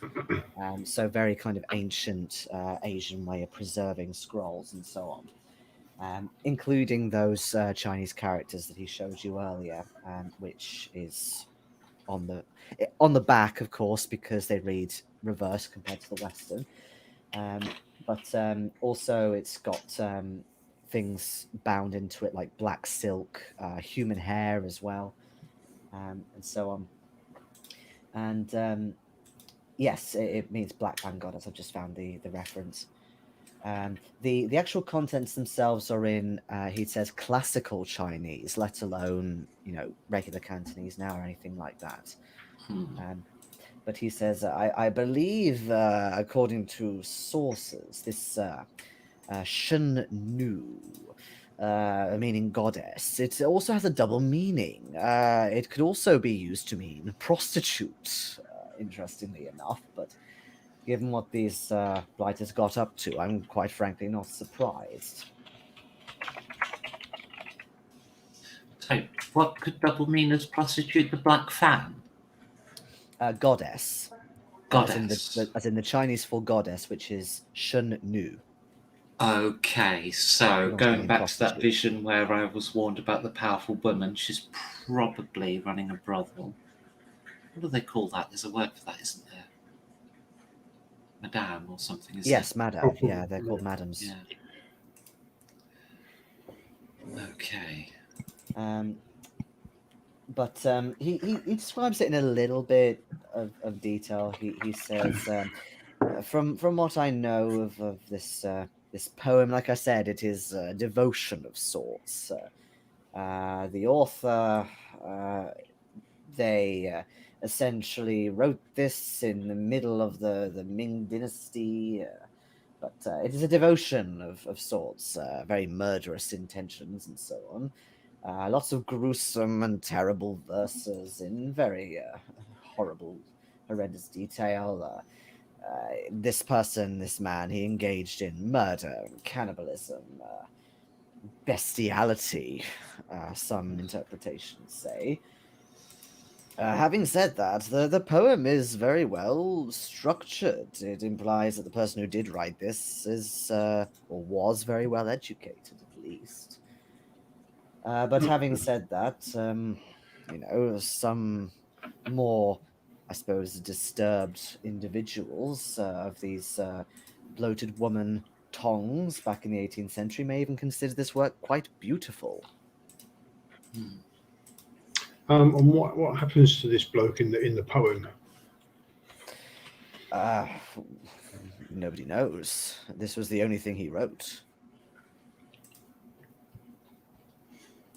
Okay. Now, I mean, the poems about the debauchery and all these things happening. What is the actual? Is it the actual story of what happened, or is it just? No. I said the poem is well structured, but in terms of story, no, there's no story at all. It is just simply verse after verse of all sorts of terrible, horrible things he did. Almost like a confession, I suppose, in a very colourful use of language. Right. So my research partner, God, I'm trying to remember his name. Oh, my research partner, Mr. Elias, he said he had asked you some. Yes, I wrote him a letter. Yes, indeed. I know you have conversed before. Yes. He said he was writing a book of sorts on death cults, and he took quite an interest into this book and this bloated woman. But he said that he had quite a journey to go. He did indeed want to visit Shanghai to settle some matters, but it sounded like he wanted to go further afield than that. I think London was the next stop, as it were. Yes, indeed. Yes, no, I was wondering, like, the particular lines of inquiries he was taking. with you. Is that all resolved in terms of the questions he had? Well, it's just that I'll be seeing him soon, you see. So if there was anything outstanding, see. perhaps I could forward that on, you see. Oh, I see. Well, I never got a response from him with regards to the letter. I was a little worried. But I never heard anything since. He simply he came here and he asked, and I don't know if you've read the letter, but I was ill at the time. I am all right now, but I could not sort out his inquiries at the time, you see. And I found it's coming back to me now. I did find this book and did a bit of research into this poem. Never heard of the man, but has he published his book yet? There are things to follow many. up. Many. Not Oh well, yes, one, but this book he's working on at the moment. He said about death cults around the world. And, I don't think he's published something to one do on with an death cults. expedition of sorts. He didn't really say much else. Yeah, no, I don't think he's published one on death cults at this time. Okay, well, thank you for your time. Just curious. This cult, the Order of the Bloated Woman, whereabouts were they based? Was that here in Hong Kong, or was it more in China? Well, like I said, it's a tong. Tong is a specific Chinese word for Chinese-based organizations, really. Right. As far as I'm aware, it was mostly in mainland China. Although I don't know any specific location. There may have been smaller groups here in Hong Kong, but like I said, there's been no such thing for many hundreds of years, my dear.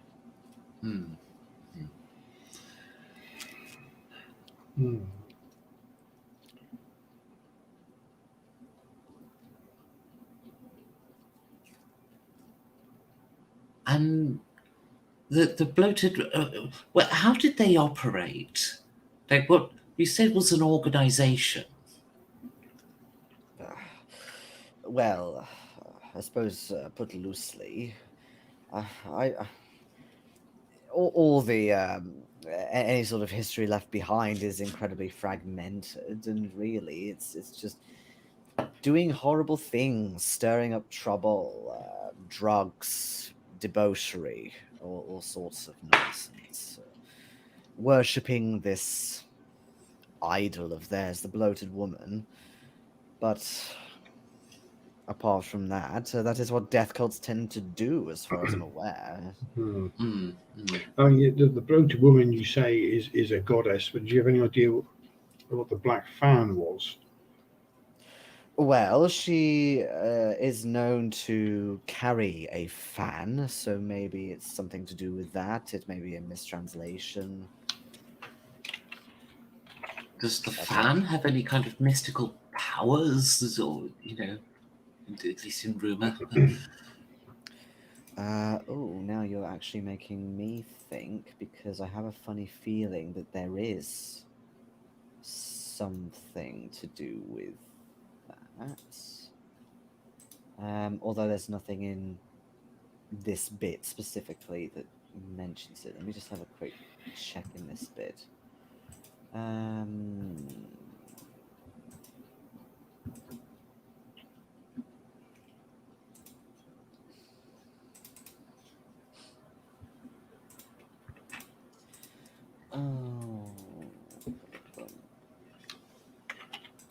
Okay. Well, this bloated woman's only hinted at, really, to be a goddess. I certainly wouldn't deem her a goddess, but yes, I found a couple of sources that implies that, yes, she would hold a black fan in front of her face. There may be some significance. Disfigurement or something, hiding some tentacle or some such. Oh, what an imagination you have, my dear. Oh, grounded in reality. Oh, of course. So,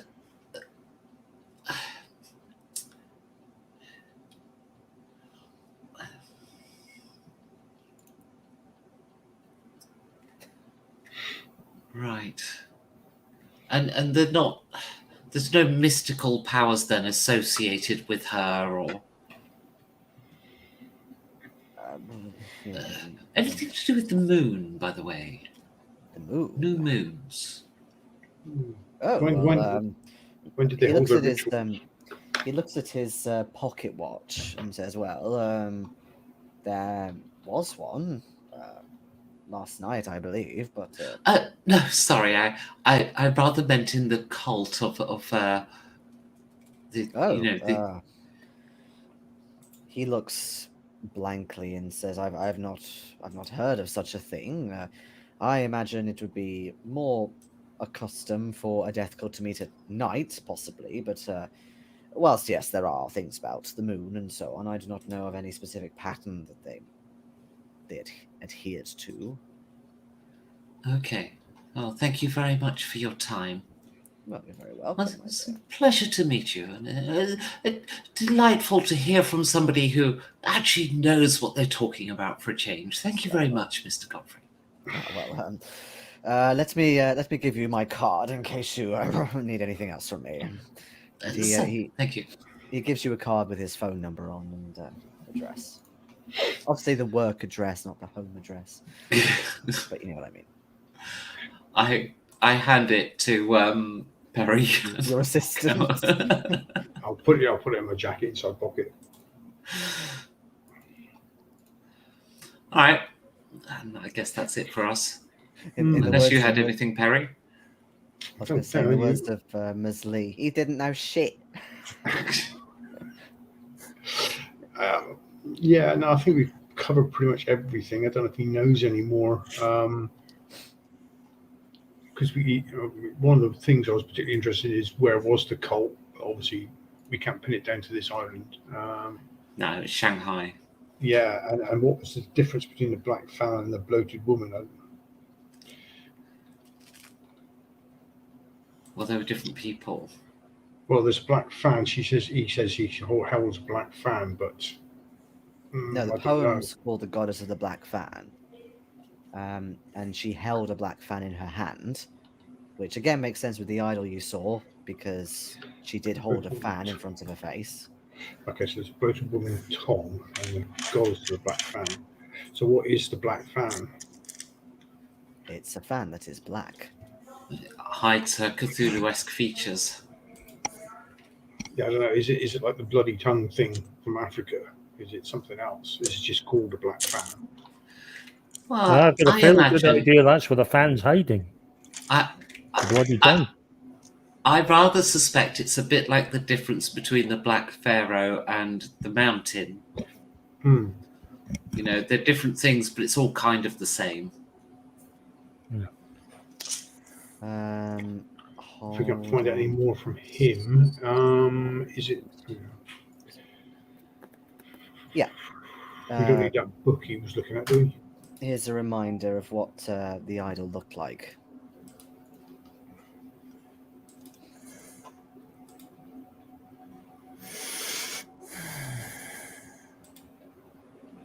Oh, I recall that. Sorry, I have no idea what you're referring to. On the Facebook chat. Right.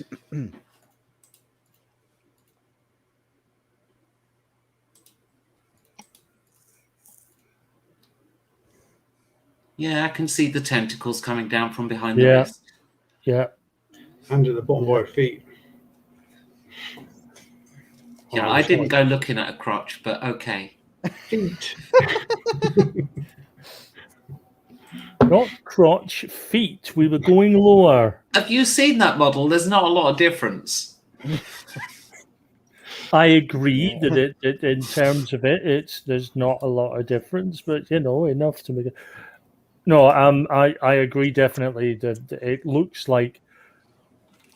I'm sure they might technically say, oh, it's locks of hair flowing down, but no, it looks like a tentacle. That's what we found on the boat, wasn't it? What was it made of? Oh God, now you're asking me. Oh, sorry, it doesn't matter. I was just. I tried to. It was photoshopped, this one, but I tried to make Okay. it look as much as it looked like described in the book. So I don't know if it was made of a specific ivory or porcelain Okay. or something. Yeah, it don't really matter. Although I do have to give my compliments to the fact that they at least enjoy a fuller woman. You know, their goddess isn't some stick insect Amazonian. I mean, the bloody tongue was a bit of a stick insect, wasn't Well, there was that, yes. it? Well, yeah, there's the stick insect, the bloody tongue. There's the super buff black pharaoh. There's the bloated woman. They're appealing to all body types. It's body positive. Bad motherfuckers came out in all different shape and sizes. Yeah, after seeing that picture of that statue, though, you're probably right about the fan. It's hiding something behind. Anyway, so I guess after that point, you all meet up somewhere or back at the hotel, even. Yeah, back at the hotel. Okay. So yeah, you take the funicular back up, and yeah, you move back up. Charles and Pranit don't really look much better than they did when they first set off that day, Perfect. except for if you hear, pills, shaking around in their pocket or in their hand. Because Have I- Do we still have the copy of the prescription? I suppose you'd at least be given a receipt or have like the trace paper underneath. It might come in useful. He's going to forge that to get opioids. I knew I'd forget this. I even wrote it down, but I forgot about if you wanted to read any books on the boat. Yes. I even alluded to it when Yes. asked Yeah, if I and wanted then to. And Yeah. then I She even thought, ditched forgotten. the I wrote it down, and I the still group forgot. meditation. I am so sorry. Obviously you can do a bit of reading if you want, but also, is there anything else you want to do at the minute before you potentially institutionalize somebody or go looking for Brady / Carlyle?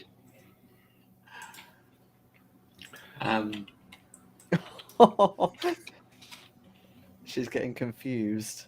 Yes. I'm just waiting for the others to institutionalize them. I'm assuming I've already read something. I just don't know what.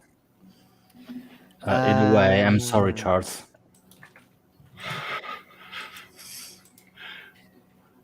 Okay, It's all right. terms of...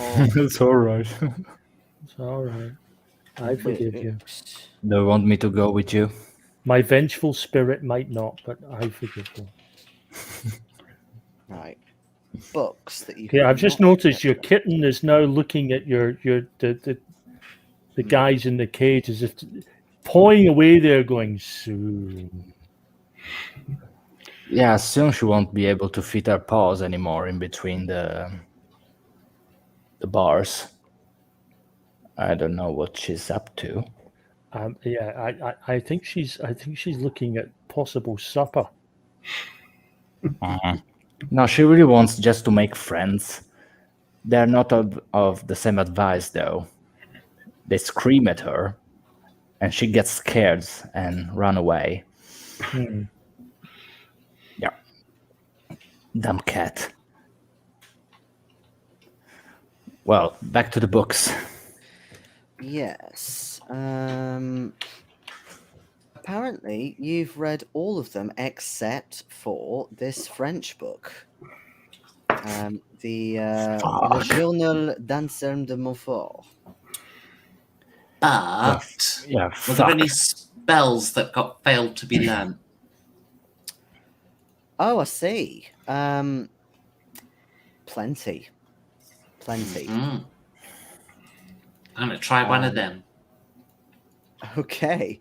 Yeah, that will involve I mean, obviously, in terms of skim reading, not everyone has skim read every single book either. So, in fact, you've not read any of these books, technically. Annie hasn't, no. No, And he she hasn't. No. So, let's see. You have got, in terms of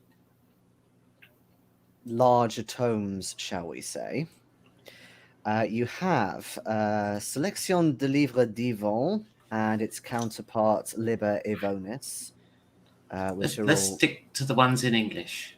Mhm. Okay. There is the Narcotic Manuscripts. Okay, if it's got spells, I'm going to read it. Any more possibly that are in English that have not been stolen back? No, actually. Okay then. The Narcotic Manuscripts. Let me just double check because it is in English, but also it's still old, so it's going to be Middle English. So, for example, mighty was the war betwixt the elder ones and the dwellers in real yea, and yet upon the endine days of Sade war, and so on. I understood all that. Speak Middle. Yeah, but it's all kind of spelled differently and stuff. So, Narcotic Manuscripts. This is going back a bit as well. Ooh, that's interesting. Okay, so you're going to basically start reading that. I'm not going to do the whole 45 weeks crap thing, but I would still like you to make me an English roll. And given it's in Middle English, it's going to be a little bit more tricky. I passed. Okay. You do recognize that there are at least 2 possible spells in here, but you don't know yet what they do. It's going to take you more studying to do. It's going to take you maybe a few days of like proper delving into it as to what they do. So you'll be doing that.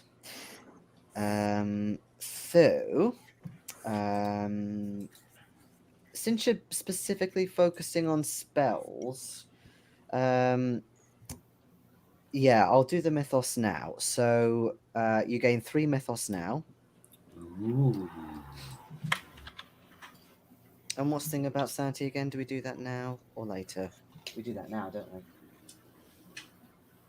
I do believe so, because there may be 2 sanity losses, one for skim reading and one for full reading.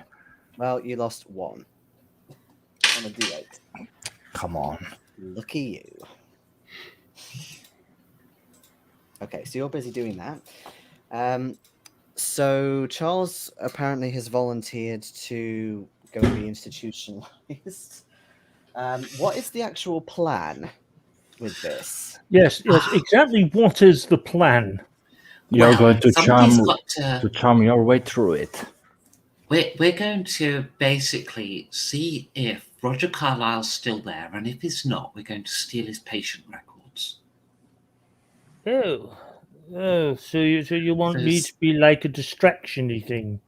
Somebody who's good at sneaking and actually can do it all. Yes. Which is not me. Or do we remember how wonderfully I managed to sneak out of that shop? Oh, that is true. You look out speedily. I snuck with all the grace and finesse of a hippo with biles.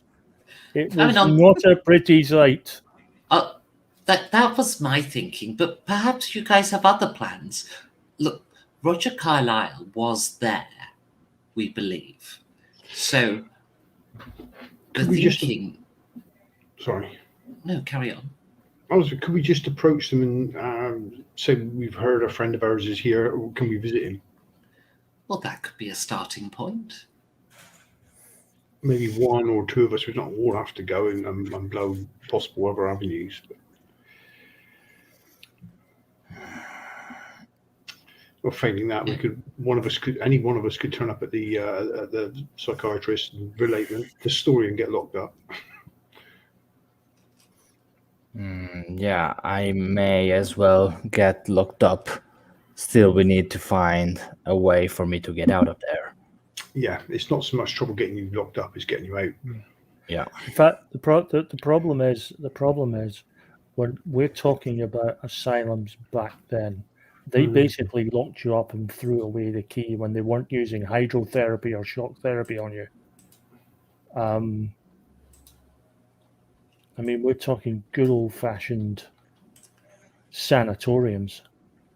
So there's a good chance Mr. Carlyle is still there. Yeah, the problem is, I don't think so. The problem is, the person who goes in there is not going to get any chance whatsoever to get near an office to get to his records, if he is there or not. The chances of actually getting to see him are minimal. If he one is of there. us was a visiting psychiatrist. That's not a bad idea. That's possible. If only we could enjoy forge that, documents. Psychiatrist and an assistant.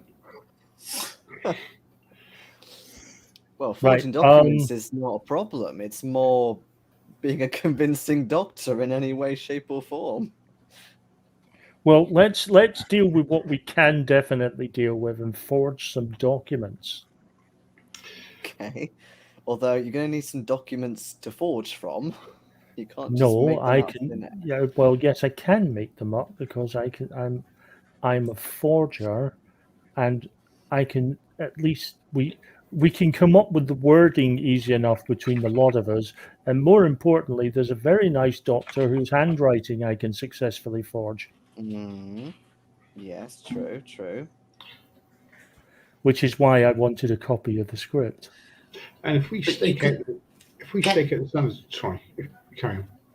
No, I was just thinking you could ask to see the doctor's credentials when you go for your next appointment. It's not until Tuesday. Nice. Have an emergency breakdown. And then in the middle of it, sort of come to your senses a bit and say, I'm sorry, that seemed unprofessional. Could I check your credentials? Right. I'm prepared to do that. The only thing that I'm worried about is if I do that successfully, I could find myself locked up by default. And then with another way in. I can hear Matteo laughing all the way from Milan. If you did get locked up by chance, oh no, we need the documents first. I was thinking we could turn up as fake psychiatrists to get you out, but yeah, we'll worry about that if it happens. I could write those in advance. Sent by your family to take you home. I could write those in advance. I think you just hit the nail on the head there, Perry.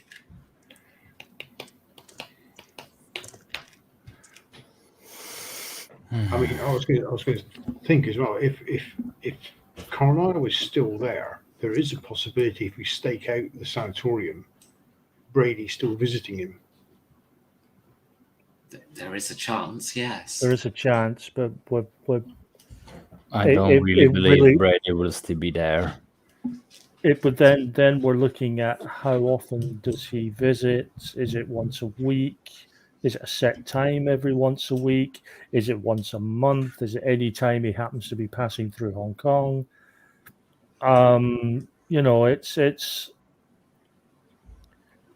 It's possible that he's visiting, but unless we get more information to zero that in, then we might be sitting there for weeks on end waiting for him to show. I must say, this is very creative. Your ideas, they're just hilarious. Right. If we're banging me up, then I'm going to write. That's not the plan. This is you panicking over getting caught, asking your psychiatrist to check her credentials, which somehow in your mind has turned into a criminal offence. Okay, so you're wanting to check Dr. Crawford's credentials, basically. Yeah. Okay. Whilst I'm having a quiet moment, I'm going to forge the release bloody form anyway. Mm. Are you intending to steal some of her papers, or just hope that you can memorize what's written on them? Like, how are you planning to do this exactly?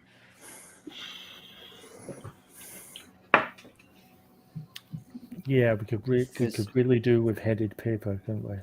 Yeah, because okay, you're great at forging, but forgery still needs at least something to go on. Because it's one thing making it look nice and convincing, but in terms of the contents and how convincing it sounds, that's another thing.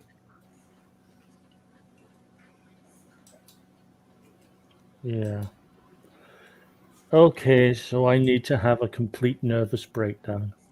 We could always just break into her office at night and make it look like a burglary. You were suggesting that earlier. Anyway. Just throw the papers around and Well, at that point, we may as well break into the sanatorium, although I suppose they've got more staff and precautions. Yes, actually, it'd be easier to break into there, wouldn't it? Yeah. Yeah. Yeah, a private office is going to be a lot easier to break into. Well, breaking into a sanatorium is going to be difficult enough. It's getting back out, because they're kind of set up to stop people getting out again. Yeah. I mean, if we just mess up her office a little bit, she won't notice a few papers missing.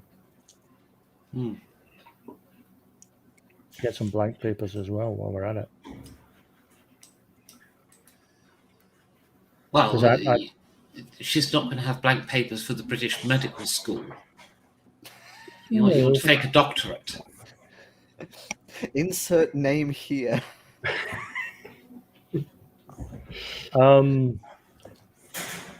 I actually think breaking into her office might be worth looking for another reason as well. She did infer when we were there that what we were saying wasn't exactly new to her. Mm-hmm. Yeah, you mean right before saying we got the most general thing we might have. I'm merely putting out the possibility that perhaps the reason she said it is because she's treated someone before. You thinking Jackson Elias? He did have didn't he? Yeah. And if so, there might be notes. I mean, she was taking notes aplenty with us, and there might be notes about him there as well. Right. Maybe I'm being a little bit malicious, but I'm more keen to believe that Elias faked some sort of outburst or breakdown or whatever because he heard rumors, as we did, of Carlyle being in the nursing home. Oh. So he asked for indication because he actually wanted to meet him. The clever little bastard. I'm working to believe something like that, given what we know about Jackson. True. That's entirely possible. Although it's also worth reminding you that he did write that letter when he was in London, which basically made no sense. But he was going to London after here, wouldn't he? Yes, true, yeah. Maybe he didn't find him. But he definitely did, in mechanical terms, lose some sanity by that point. Either that, or I suppose it is an out-and-out possibility she might have committed Carlyle. We definitely need to go through her notes. I think right. I need some black clothes and some gloves. I think it's worth fan, possibly. You know, for irony's sake, I think I will.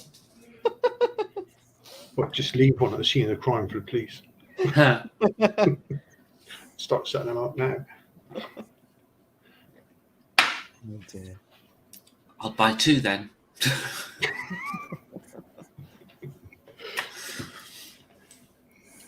Okay. We're on a burglary then. Excuse I me. think so. Yeah, you can easily buy black clothes. In particular, I can't remember what they're called, but you know those sort of black overalls with the kind of the buttons intercrossing that a lot of locals wear. You can get those basically anywhere. There are, of course, more Western clothes on sale in this area. For obvious reasons, I am not going to attempt to stealth. To quote Ultravox, I would be moving with a bovine grace. But it's generally the done thing during a burglary.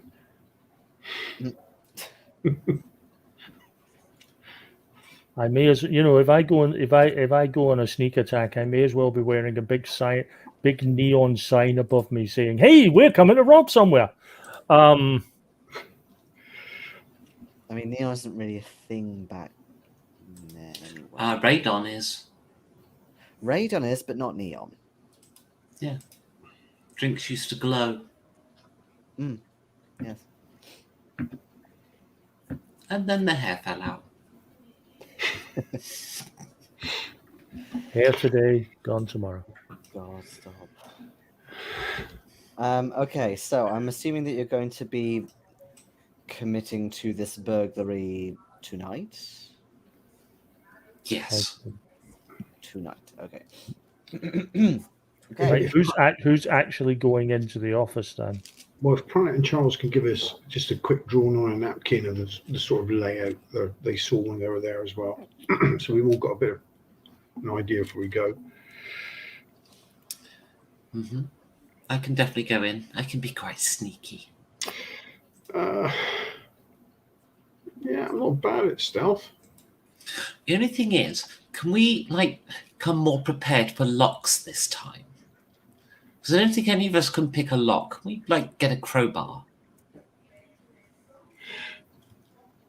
Crowbar, yeah, we can do a Crowbar's crowbar. easy to get. You want a Docklands? Yeah. Anything Just really want a small one. We don't want a big. We only need a little one, don't we? We want a big one, because if she's still there, we're going to need something to knock her out with. Killer. Well, that escalated quickly. Yeah, it did. I was prepared to wait for her to leave. I'm just laying the groundwork for my insanity defense that allows me to be, put in this hospital you need me in. That's not the plan yet. That's why I'm laying the groundwork, just in case we need it. No. Yeah, she isn't going to be there past sort of midnight anyway. A real stretch, is she? So I was going to say I'd stand at a street corner and be sort of, especially on a Friday potentially, and be on watch. But quite frankly, it's going to be so busy. I don't think I'd be able to bloody signal you in any way that would make any sense. So, Are guns used in Hong Kong? Do people have guns? Do we have guns? Yeah. The police certainly had them. Yes. I'm trying to remember what is actually legal, because crap, I didn't look at this in Hong Kong. Let's see. I know the police carried. Right, local enforcement. I know. I did find out that swearing in public was a bit of a taboo, apparently. Fuck that. Yeah, thank you. No, it doesn't say that. Of course, it doesn't. No firearms.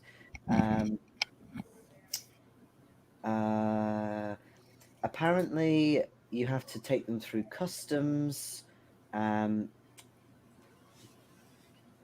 basically in the same way as Britain. The laws governing firearms are almost identical to those presented in London.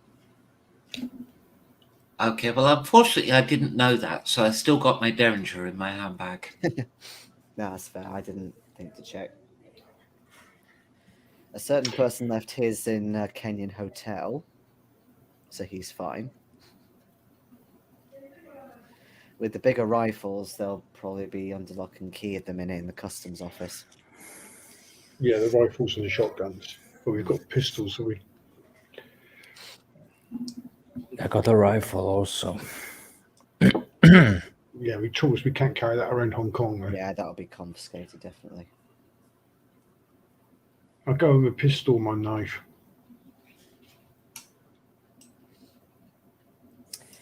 Yes. Okay, we have a plan.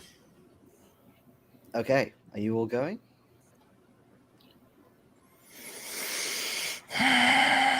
We should all be in the area so that those who aren't going in at least know what happened to us. Yeah. Charles was run over by a giant mongoose. Right.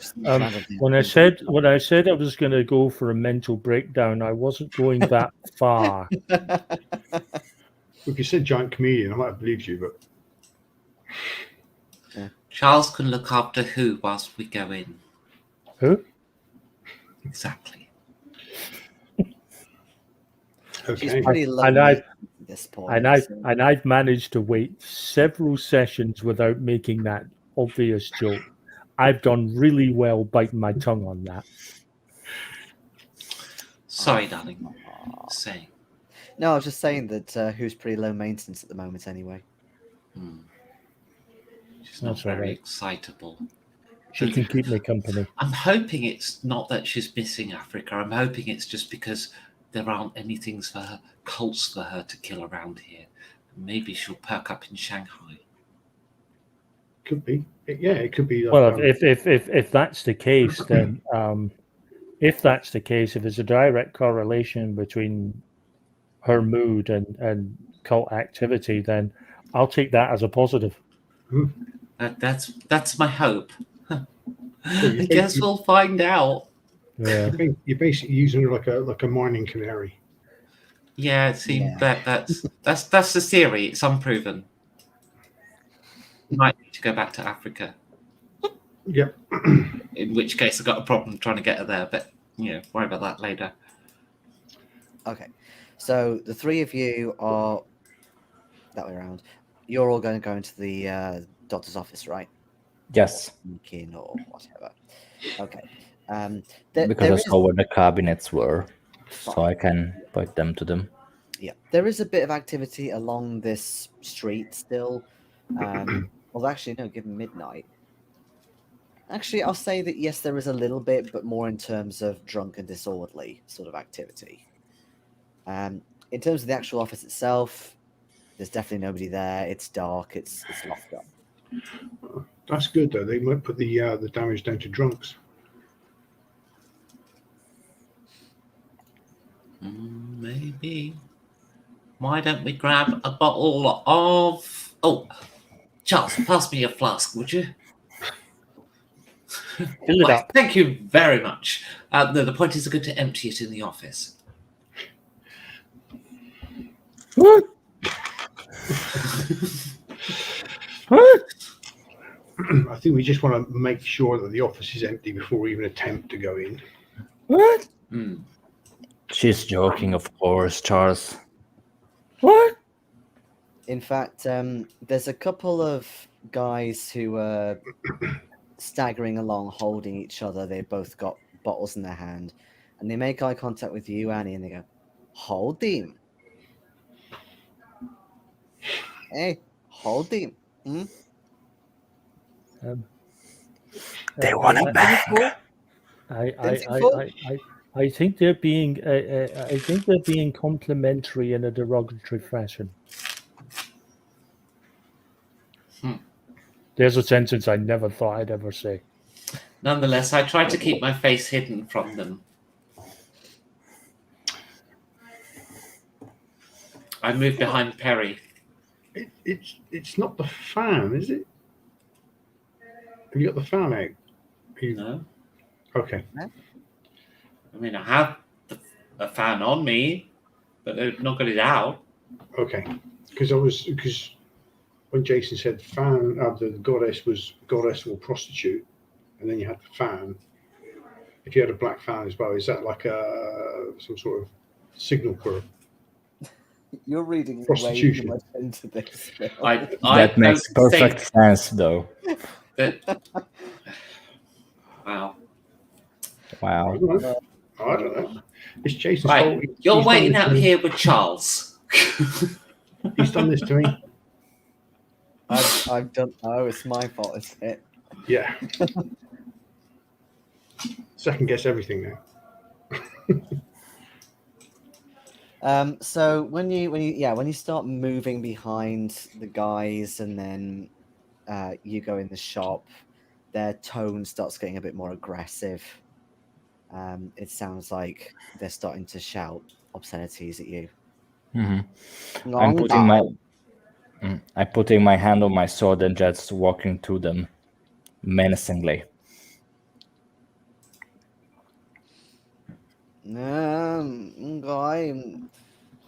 Don't you? And they just stagger off. They get the message and they head on further.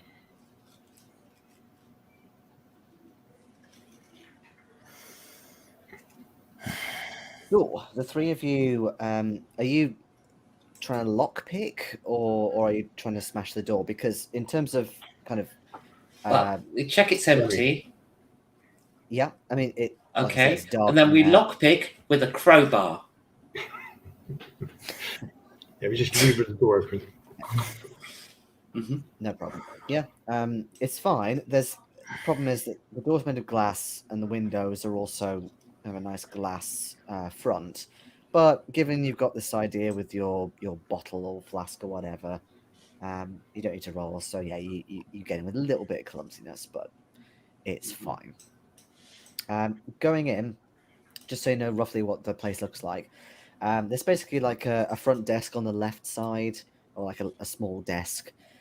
There's 4 rooms near the back, all kind of in, dare I say for Perry, a fan shape. Looking more paranoid. So 1, 2, 3, 4 like that, and you happen to go into room 1. There's another set of smaller offices, maybe where records are kept or something like that on your right. Oh, well, let's go there. Okay, yeah. Records is what we're after. Okay. I'll just splash some alcohol around. Mm-hmm. Not leaving the flask, I'm just leaving alcohol so that, the scent's there. They're symbiotic. One lives for the other. Not that I'm there to tell you that, but Mm-hmm.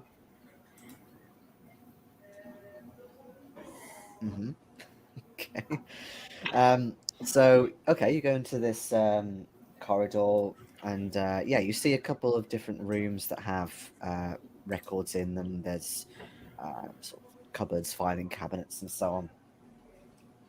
Are you looking for anything in particular? Yes. Jackson Elias, Roger Carlyle, and Jack Brady. Okay. You find none of those people in terms of any records, but you're certainly able to, with some more careful lockpicking or more forceful Lockpicking. yeah, with the crowbar, you could easily get something open to find records to use as a template for Charles's forgings. Yes, we need to find her actual doctorate, and stuff like that. I mean, there is a framed certificate of graduation. I was going to say, they're usually framed on the wall. Yeah, so we grab that, then knock a few things over, smash them. Just throw Open a papers couple around. of cabinets, drawers. Mm-hmm. Fuck shit up a little bit. And then, I don't know, pee on the carpet. I'm sorry. Given how incredibly We're making it neat look this like doctor is, drunks. I think I'm gonna have to roll a sanity check for her next morning. We're making it look like drunks did it. Mm. So one I'm of you not needs to peeing pee on the carpet. Harry? Suit yourself. Things you never thought you'd ever hear in a Call of Cthulhu game, and we're Quick, pee going on to the pee carpet. on the carpet. Pee on the fucking carpet. Harry, can you pee on the carpet? That's definitely the quote of the evening. I think you broke Phil. Oh, I'm talking about the actual carpet. It's not a metaphor. I know. Come on, Perry, do it for the team. Oh God, why not? Spend a penny for the team. Dear me. You're in Just trouble. make a note Fuck. that you peed on the carpet. No, it's fine. There was no one else we know from the Carlyle Expedition that came this direction, is there, to China? Not Just that those we two. know of, but we could check their names. So, you know, Hypatia Masters and all the rest. Well, there is one. Ooh. Ooh. Ooh. Have you really all forgotten already? Oh, Nails came I'm not 'Cause he- talking about Hey. nails. because he met Brady. Who else was it? There's the woman, the African woman, who I don't think came this way at all. Mbari or something. Well, Mwebu, that's it, sorry. And who else was actually... You're going to make me open the Miro board. really. I was thinking of the letter that Gavagan wrote to the Pale Viper. Who was the Pale Viper? What was you the don't- letter? The one You in don't know. Shanghai. The They- cult they are head based- in Shanghai. They're based in China. Sorry, I didn't hear anything you said, babe. Sorry. So I said you don't know who it is yet, but they are based in China. I was thinking more of significant people that you wanted to potentially look for or trace. Where are you going with this? I'm sorry. The letter mentioned the Pile Viper itself and Brady. Mhm. I don't believe it mentioned anyone else. No names there we can search for. Is there? Okay. There is also, I'm going to say it properly this time, because we're in China now, Ho Fong, whom you have an address for. Hang on, I'm going to check the Miro board because there's obviously somebody here we've missed. Yeah, but you're checking the Miro board. Yeah. Yeah, we aren't finding shit.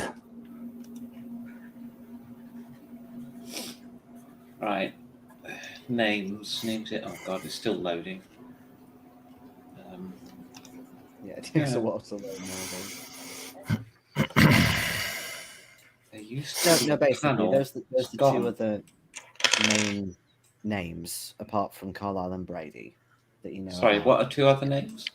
Those are the two other main names that you've got for this region. Yeah, I mean, we mentioned we were looking stuff about Brady when we were searching for Carlyle. Okay. We mentioned that. This old fan, I honestly don't recall at all. The only time you've seen Ho Fong's name is on shipping details from various places. Okay. All right. I put a post-it note in the China section for him, which gives an address in Shanghai. So there's Nonch Kabune, Aubrey Penhew.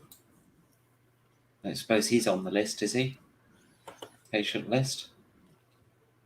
No, he's not. This was back in England.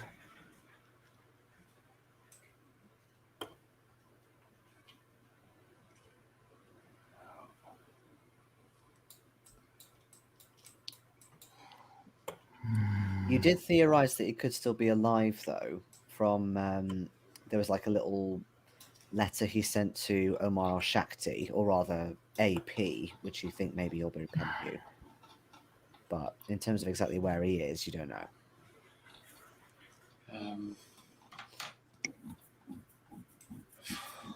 Yeah, whole Fang import export.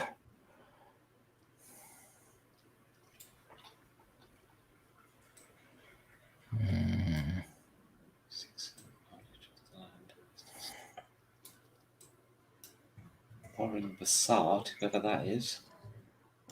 Warren AP Bassard was the guy who you encountered in Egypt, the French guy who was in the another nursing home. AP was Penhu, wouldn't it? He wrote to Omar Shakti. Yeah, that's who you think it is. Yeah, AP.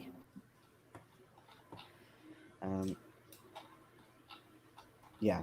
No, I was just thinking of other names that you wanted to look for, not necessarily related to the Carlyle Expedition, but just names. Yeah. General. Well, I'm afraid I don't remember the details. Scarab brooch, which arrived this morning, is magnificent. The masterpiece can be found. I'd be most appreciated.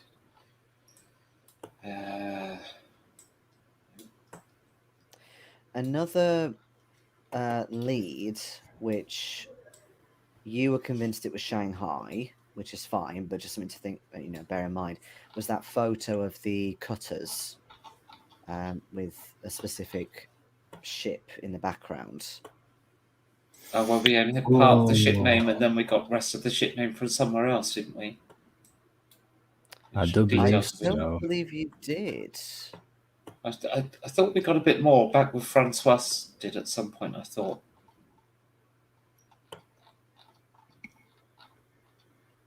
Right, there's a Lars Torvak, whoever he is. Oh, he was that captain, wasn't he? He was the Ivory Wind, so I think that's what Francois got details of. Punet Chaudhry, who's he? Oh, here it is. Chaudhry you never met. He was back in England somewhere. Neville Lloyd Price? Oh, no, he's irrelevant. Hugh Tilesman. Yeah, the photo is of the harbour and the cutters, and there's a ship in the background with the letters DAR on it. Yeah, no, that's Shanghai, because there's quite a notable building in the background. That's Shanghai. Okay. I'm sure of it. If I'm wrong, I'm gonna have to eat dick. Sorry. I was not expecting that. Not a single bit. Who's Robert Huston? All Houston? Or Houston even. Yeah, he's one of the Carlyle Expedition that you've never actually looked into at all. Really? Who is he? If you look in the newspaper articles, he is a Freudian psychologist. Is he in the patient list here? No. You have found leads that he could be in Australia. Ah. Oh, that's why. I think this is almost a case of rolling idea at this point. Well, no. I was just giving you a few names that you might want to explore, but probably not the best place to have done that because you don't find any more significant names. You were kind of hinting that there was somebody we missed that might be on the patient list there. No, that was not my intention. I apologize. It was just in general while you're maybe in Hong Kong or even in Shanghai, just general leads. Because I didn't do anymore. Because last time in Kenya, I had the time to kind of pull all the clues together and say, okay, these are the clues that you've got. Whereas this time I didn't. So I'm literally thinking of them as we're going a little bit. Yeah, I am so lost with this. I'm vaguely following the story, but the details of investigating are beyond me now. Yeah, the maze is too much for a Down maze. to you then, Phil. No pressure. Yeah, I need you to seen read this my board? summaries back again. There is no one else. I don't think there's anyone else we can find in these doctors' records. No, there isn't anybody like any other names that you can We don't see. know who the Pale Viper is, but that was Shanghai anyway, I think. So. Oh, and there's the again, in terms of a general clue, there is this beautiful woman person as well. Yeah, maybe the one that Annie reminded the Esquire of. Mhm. That was here 6 months ago. The one that allegedly is trying to obtain the book to make the seal whole again. There's a seal. Yeah, the one above the bent pyramid that we have Oh. had enough of. Wait, there's a beautiful woman trying to reassemble it. And what are we meant to be doing with it? We're meant to be putting it back. God, this campaign, I have forgotten it all. What campaign have I been playing in? I don't think it's this one. Do you remember when Albundari talked of a beautiful woman Albundari, yeah. in his No. visions and stuff? She's trying to acquire the books with the procedure. Powerful woman, evil woman. Powerful, beautiful woman, I think I said. Yeah. Oh, right, okay. I didn't take in the beautiful. I just assumed that was a man talking through his penis. No. Wow. You know, just What when I the think fuck? we've heard the quote of the evening, we've gone from Phil pee on the carpet. I wrote that on my notes. I'm glad That whoever's doing the recap next week is going to have some fun with us. I believe that's me. Oh my god!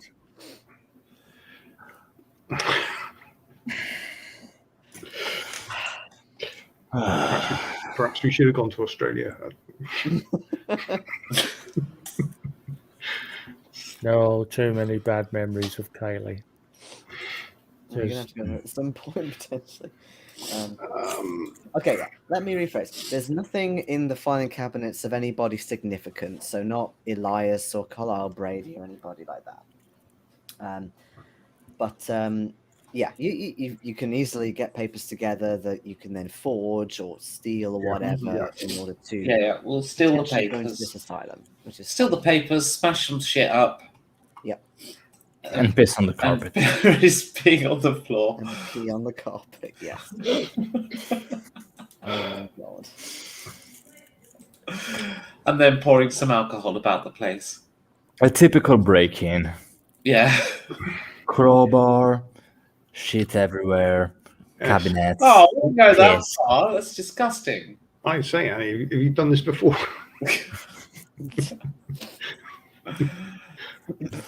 Pranit's the one that wants to smear shit everywhere. I mean, while we're at The it, quotes just keep on trucking. Yes. Oh, geez. Okay, so yeah, me.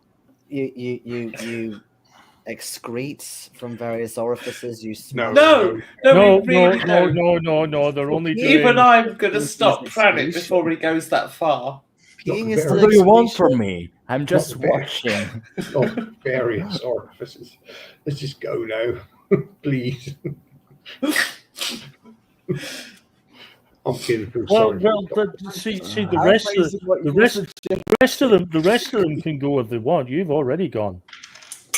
Clearly, all over the carpet. Yeah, I'm starting to feel sorry for this doctor now. And I don't believe I'll ever come back. you No, leave I think we're going to need. I think if we do go back, we'll need a disguise. you leave the poor minor NPC to a future of trauma And cleaning. Deep diagnosing cleaning. herself. Yes, and deep cleaning. Okay, so yeah, you head back to the hotel. I Whose guess you go sleep. stupid idea was it that we might find that she treated the Carlyle Expedition? Who came up with that? Oh, I mean, You did. That was- I threw it out there as a possibility based on something she'd said. Okay, I definitely need another drink.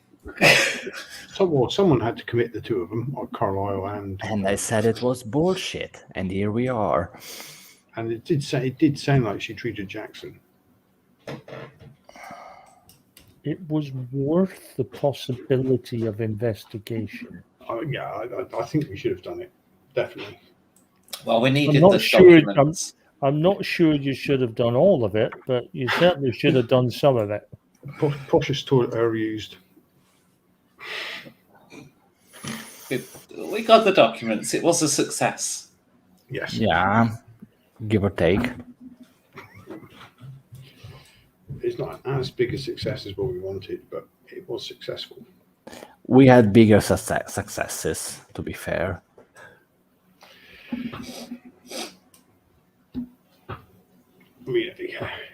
I We get back to Charles, and Charles just, you don't want to know. Right. So, in terms of forging, then, just remind me. So, are you wanting to forge like doctors' diagnoses and stuff? right. What exactly do we need before I start piling stuff on here? We want to forge that diploma.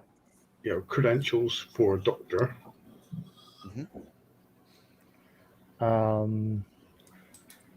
Right. Are we doing the whole someone's getting? It's possible we might need to, but perhaps we should just see if he's there first. Right. Yeah. So I'm gonna forge credentials then. So who's I'm going to gonna- be our doctor? Who knows anything about medicine? Well, I've got a little psychology, but Dr. Dibden knew about medicine.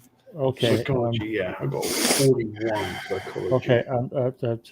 If I think we should all line up, and whoever wants to do the job should take one step forward. At which point I will probably, along with two others, take one step back. who has the highest psychology and/or psychoanalysis? I believe nobody has psychoanalysis and you have the highest psychology. My psychoanalysis is 1. Yep.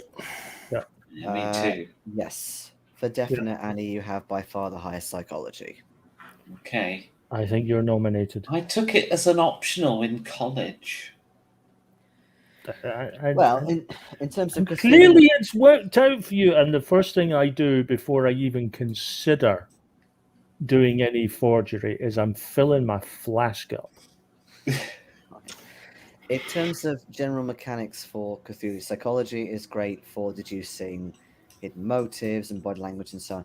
Psychoanalysis is better for actual diagnoses of Yeah. mental illnesses that somebody might Yeah, have. but we all got one in that. So far. We Yeah. just need to fake it for a couple hours, though. It's not as if you're going to have to. Okay. What about well, charm? Maybe we should charm our way in.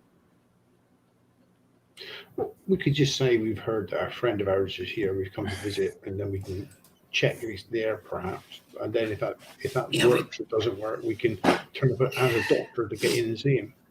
Okay, yeah, we should have done that in the first place. So, Charles, We could be sent by his sister to go and see him if it's Carlyle. forge me documents. Right, I'll be the doctor, but this isn't our first strike.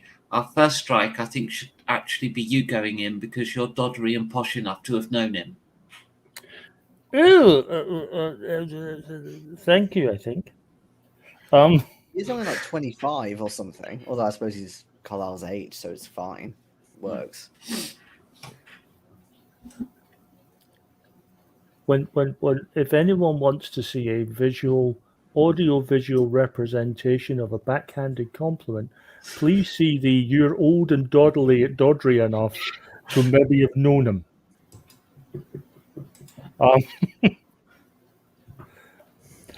I will forge all the necessary documents using the doctor's own credentials as a template. Give Are me you a forgery roll. Are you going to do a committal form and a release form just in case we need them? Fucking right, I am.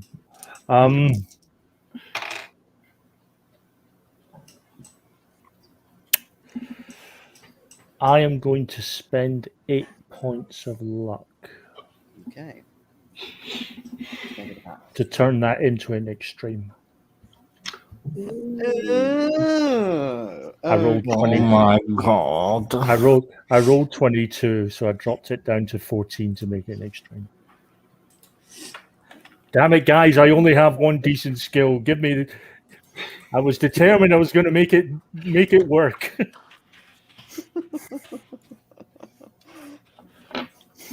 Oh joy. Okay, I think that'd be a good time to end, and we'll see how much this extreme pass pays off in the next session. Well, given everything, I didn't want to leave it to chance, and it was close enough that I thought a couple of points of luck was worth it. Fair. He's on the carpets. Well, It's an alibi. yeah. Good gosh, who would do such a thing? I'm far too posh.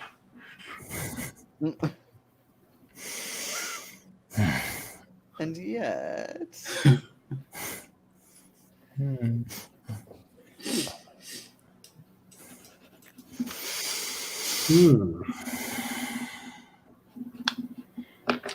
Well, that was a fairly good start. Yes. No one got injured. Brilliant. Someone nearly got institutionalized, but apart from that... Out of mere necessity. For the greater good. Yes. The greater good. But I am kind of worried about the who's going to be institutionalized. Is it the person? Is it the two people actually struggling with psychosis due to everything they've witnessed? Is it the person who thinks it's perfectly acceptable to order someone to pee on a carpet? Or is it the person who thought it was perfectly acceptable to follow that order and pee on the carpet? There is obviously a sub. It's plenty of possibilities. I've been conditioned over a period of time with Francois to just do what I'm told. See? Sub. All right. She's not here. And she's missed every single session. Yeah. And we say that with all the sincerity we can muster. I do miss her. Although at the moment I kind of miss Lee Shelley more, who you haven't met, used to in a different campaign, but much more useful in China. Well, she speaks the language for starters. Yeah, because she's from Walthamstow, innit? Oh, God. Yeah, but the one time that you tried to, like, go in and start beating people up went horribly wrong. No, it wasn't when I was trying to beat people up. I was trying to pass, like, as a member of a triad within their... I tried to infiltrate a triad as a secretary. And so I resorted... Well, it went wrong, so I just punched him in the face, because that's what that character did. She's from Walthamstow, innit? So it's just like... When it started to go wrong, she just goes, oh, fuck it. Oh, she's a brilliant character. Needed a little longer to shine, I think, because that campaign was near the end when she came in. The rest of you, I did suggest that she could bring her in as another backup character. Yeah, well, if Annie dies, but yeah, we shall see. We shall see. Right, I will end the broadcast there. Thank you, the four of you, for playing. Thank you for hosting us, Thank as you. always. Next Yeah. week. Good first session you, in man. China. Bye-bye. We're not in China, we're in Hong Kong. Well, we sort of are. It was taken away from Chinese. Mm.